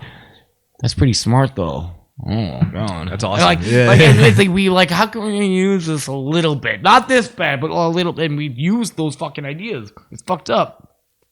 I didn't hit this. I was looking at you just yapping, and I was like, "Come on, dude, hit the joint here." Oh. Your Bic lighter's more effective for this task. Did you know that without the Nazis, we wouldn't even have these Bic lighters? Jesus Christ. I'm kidding. I just fabricated that. It's probably an all-American invention. I don't know. Maybe it's German. It's either German or American. Usually all of our greatest products are either German or American in some form. Hamburgers, hot dogs, cars. Imagine you go back and kill Hitler before anything happened, and you come back and everything's exactly the same. And you're like, what the fuck changed? I don't get it. And then one day you realize there's no furry porn anymore, and you're like, that's the thing? That's the one thing? I killed Hitler, and some other guy just ended up doing it anyway, and now we just don't have furry porn? That's the only thing. Imagine you just go back in time, and the opposite, you step on a butterfly. It's like, you go back, you change something you thought was huge, kill Hitler before he fucking rises to power, and you come back to this time, and the only thing that changed is there's Sonic is fucking green. Something ridiculous. Or it's like the Beatles, instead of yesterday they wrote tomorrow. Yeah. Just something stupid. It's like, dude, I killed Hitler. It's like, yeah, there was this guy named fucking Himmler or whatever, or Stroganoff or whatever. God. He just did this thing. It's pretty much the same thing as dude, there's a movie I have to tell you about. It's this indie movie. I think it's called Yesterday. I don't know. Yeah, it's the Beatles one. You like that one, don't you? It was okay. It was campy, kind of. Could you imagine yourself in that? It was cool to see with John Lennon, though. Yeah. John Lennon is old and just chilling. He's so sinful. It's almost like they were happier not being the Beatles. He grew old. He had kids and a family. He's not a woman abuser. And a psychopath, kind of. So John Lennon was not completely sane. He was you saw him later in interviews. He was out of his fucking mind. Of course he's out of his mind. No? Maybe. And they encouraged it. Paul knew how to stick to it. He's like, we're just gonna write hip hop songs. I would be if we were in the Beatles, I would be the Paul and you would be the Lennon. Well, Lennon wanted to get more political, and Paul was like, rewrite music here. Yeah, that's exactly that's what I'm saying. That's exactly what it would be. You would be like, we need to change everything. It's no, it's listen, we're gonna rule the world. We both got mansions. We can live wherever we want. This is a pretty nice thing. We just have to add in politics in here, and we don't know who will agree with it or not. But it's we're gonna do this thing, and it's no, but we make enough on the records. We could just retire, mate. And then you're like, no. And then George is like, oh, they're gonna get a little more, just like a little more sitar in there, a little more, a little more like, Indian sounding, more like extra like music. It's like, get rid. And Paul's just like, if it's catchy, I don't give a shit, whatever. And then Ringo's ugly. like, and Ringo's still like, I wrote a song about an octopus. I wrote a song about an octopus. Shut up your ass. You play your drums. I love that scene so much. With meditation, there's nothing we can't imagine. Don't worry, Brendan. Bands will come back. Bands will be a thing again. DJs are just about have their time. Like, they're done. Bands are just about prime. I love the so who's your Yo, boy? can you make me a promise? Oh, that's a crazy thing to ask, but okay. What? I would like to ask, if you start another band, just don't leave me out of it. Let me at least play like rhythm guitar or bass. I'll do a good job. I can't make that promise. Come on. That's not a promise I can definitely make. Because you have a lot of prior obligations. I don't know. It's just not a promise I could definitely make to anyone. Even that's not a promise you can make to somebody that's even in your band. Well, can you just do this one promise for me then? Let me be the first. The first what? Person you made that kind of promise to. No, that's not a promise you can make and actually keep definitely indefinitely. All right. Well, even people you love, you like leave the bed or. All right. So then, could you at least promise to consider me? Seriously? Yeah. Consideration. Yes. All right. Cool. That's a crazy promise. Like, I wouldn't even make that promise to JoJo completely. Well, did he ever ask? No. So I'm the first one to ask. So I should be the first one to get it because I actually asked. I want this. No, I don't know. Fine. Be a prissy bitch. If you asked me that, I would say of course. I do need to start doing things on. I need to start streaming something. I need to do something. I could help you, but we got to like really sit down and take time out to plan stuff. If you wanted, I could help you with this. I could make this happen. Maybe I can do a busking thing where I go to different places. First of all, like I want you to know, like if I help you with this, I don't want to benefit from it. I have enough of my own shit going on. I don't want any of this to be about me. If I help you with this, it's literally my resources devoted to your shit. So you would be in charge. Like I gotta find out when to sign up for the ferry thing again. If you want, I could help you record your demo for it. I have all the equipment. No, you just go do you just go and do a little what's it called? But they still want links. They're still gonna ask, do you have an Instagram, a YouTube? They're still gonna want that shit. Usually, I think. I mean, because every time they have a banner, they always say like, "What do you want a link put on the banner?" And when you look at the banner on the performances, they always say Instagram or YouTube or SoundCloud or something like. Or Spotify. Yeah, I have to start doing that again too because I realized like I actually when I put my Cash App, I actually would get home from the beach and be like, I'm fucking making these fucks. I'd look at Cash App and be like, so and so sent you 3, so and so sent you this. Right, I'm like, oh shit. So I could help you with this. You don't have to rely on Cash App. What you could do is you could literally you can do the Cash App, but you could also, while you do the Cash App, you could just have songs on Spotify where every time someone clicks on it I'm not saying this is the exact number, but imagine a situation where like every time someone clicks play on your Spotify song that you make 3 cents. It's a good deal. Yeah. It literally takes nothing. They don't have to go anywhere. They could just literally be on their app and just click your song by accident even, and you make 3 cents or something of the sort. Isn't that a good, So I'm sure you could figure out how to turn that into something if you really wanted to, because that gives you a platform, really. So what you need is you need a distributor. And this is just a website. You go to their website, you might have to pay like $50 a year, but just stupid. That's like not even $5 a month. Like you could do that and just pay once a year, and you just they'll distribute your music on Apple, on Spotify, on Pandora, on all the platforms. So you don't even have to like give people a CD or a link. Just be like, I'm on Spotify, look me up. Brendan, whatever your name is, and they'll be able to like go on their Spotify, click it, and say, "Oh, this is you," like real time from their phone, and you'll be like, "Yeah." It's very valuable to be able to do that. I know it's cool to like give a CD to them or to be like, "You got to look me up and talk about it." I get that experience, but that's not the same world. It's like now we live in a time where it's like you could just as easily get on Spotify as you could like SoundCloud, YouTube. Well, or even like Bandcamp. think about it. When I was a kid, when I was like a teenager, not that long, like you didn't just walk around with no cash in your pocket. If you don't have cash in your pocket, you couldn't get a lot of things. Now it's like there's places where you can't even use cash now. It's like really you just have a card on you, or you have money, credits in an account, and soon it's not going to be even a physical card. You're just going to have credits in an account somewhere, and you're just going to be able to like so let me ask you transfer something. them electronically to anyone else. Does this not pretty much reduce money to just a store of our energy spent? It's literally just energy. Everything is completely. Everything is energy, dude. It's what money is turning into now is just literally making us more aware of what's truly of value. Yes, there's money. Yes, there's time. Yes, there's space. Yes, there's all sorts of things. But at the end of the day, what worries me is like also it's going to get to a point where it's like you need one of these. Everyone's going to have an electronic device on them that does everything. This is your credit card. This is your bank. This is your passport. This is your fucking everything. I don't care about everything that. with a device. I don't give a fuck about that. You know what I'm more worried about? What I'm more worried about was at one point, all you needed was this. All you needed was this to get by. However, now we're reaching a time for the first time in human history. Not only do you need this, but you also need this. And I don't think we're prepared for that as a species. Yes, there's the phones, the computers, the TVs, and all that, whatever. But all that really was, ultimately, was a manifestation of us needing this.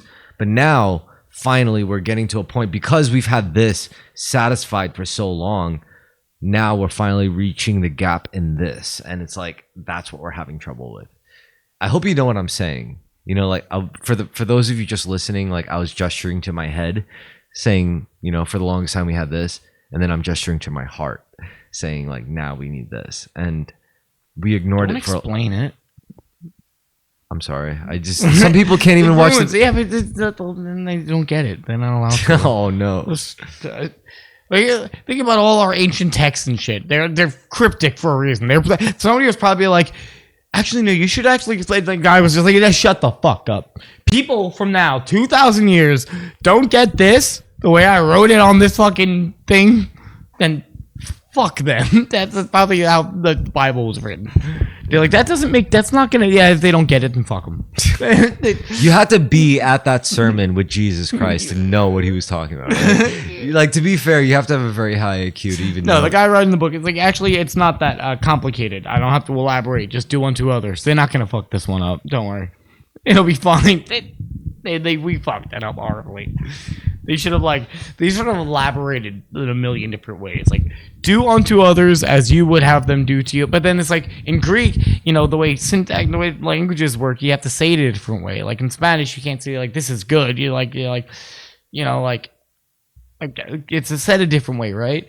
So it translated again, and it's just like, do unto others as you have done to yourself. And it's like the broken phone. And by the end of it, they're like, get rid of the fucking immigrants. And it's like, what the fuck happened here? So what I don't understand is, why do they bother with that? Like, that's so complicated. Do unto others as you would have done unto yourself. What I would rather say is, everyone's the same soul living out different lives in different bodies. That was said that in like a couple miles away from where they said that other thing. Like, why can't That's I just say that probably where instead? they got it from. I was thinking, like, everyone's the same soul living out different lives in different bodies, and if you harm others, you're harming yourself in the long run, and if they harm you, they're harming themselves. Because if you said that, somebody would pop out of the window immediately and go, blasphemy, he said he's God. But what if they would just completely fucking kill you? But what if I'm like nice with a katana and I kill enough of them to be like, you could keep doing this, I could do this all fucking day, but it's not going to change anything. Jesus with a katana. That's how it works. First of all, I'm not Jesus. I'm just... What if Jesus was just real fucking good with the sword? Like you can only surround somebody with how many guys at once?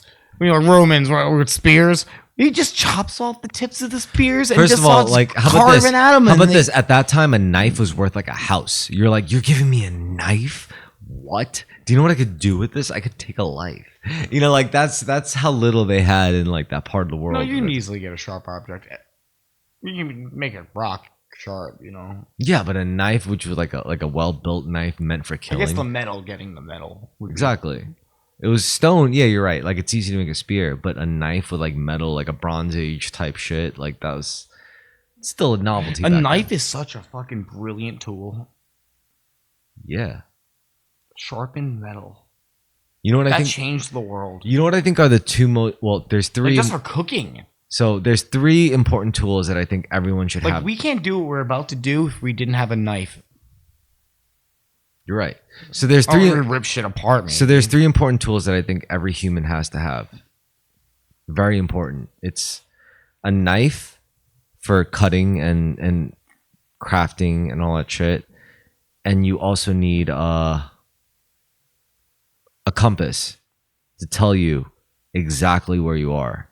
Very important. And you also need a source of light, whether it's a lighter, a flashlight, or something. You need something that could shine a light in dark places. If you have those three things, you'll be all right. Just a knife, a compass, and a flashlight. And some insulin. An extra box sugar juice boxes in case your blood sugar goes low. All right. So Make the last, some graham you know, crackers. let's end this episode. Let's end this episode with like, if you had a go bag, you know what a go bag is? Mhm. What would you put in it? As me as I am, Yeah. like insulin.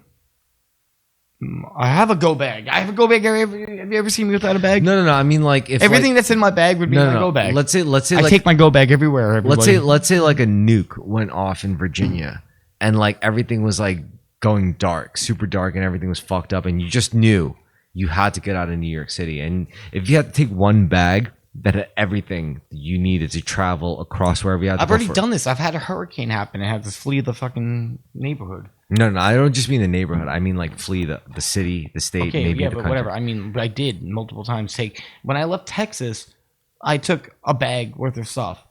All right, I I'm don't just own saying. that much that I care about that I would so that's I would take what's in my bag right now plus my knives that I have that I carry back and forth to work that I left at home.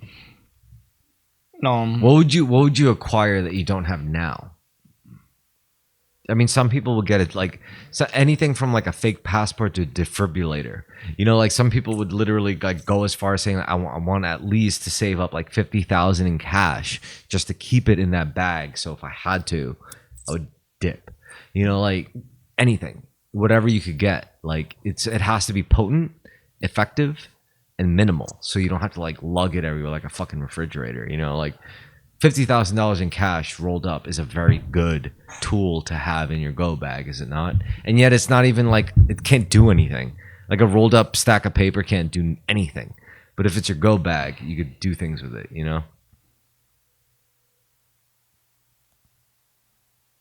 I don't know.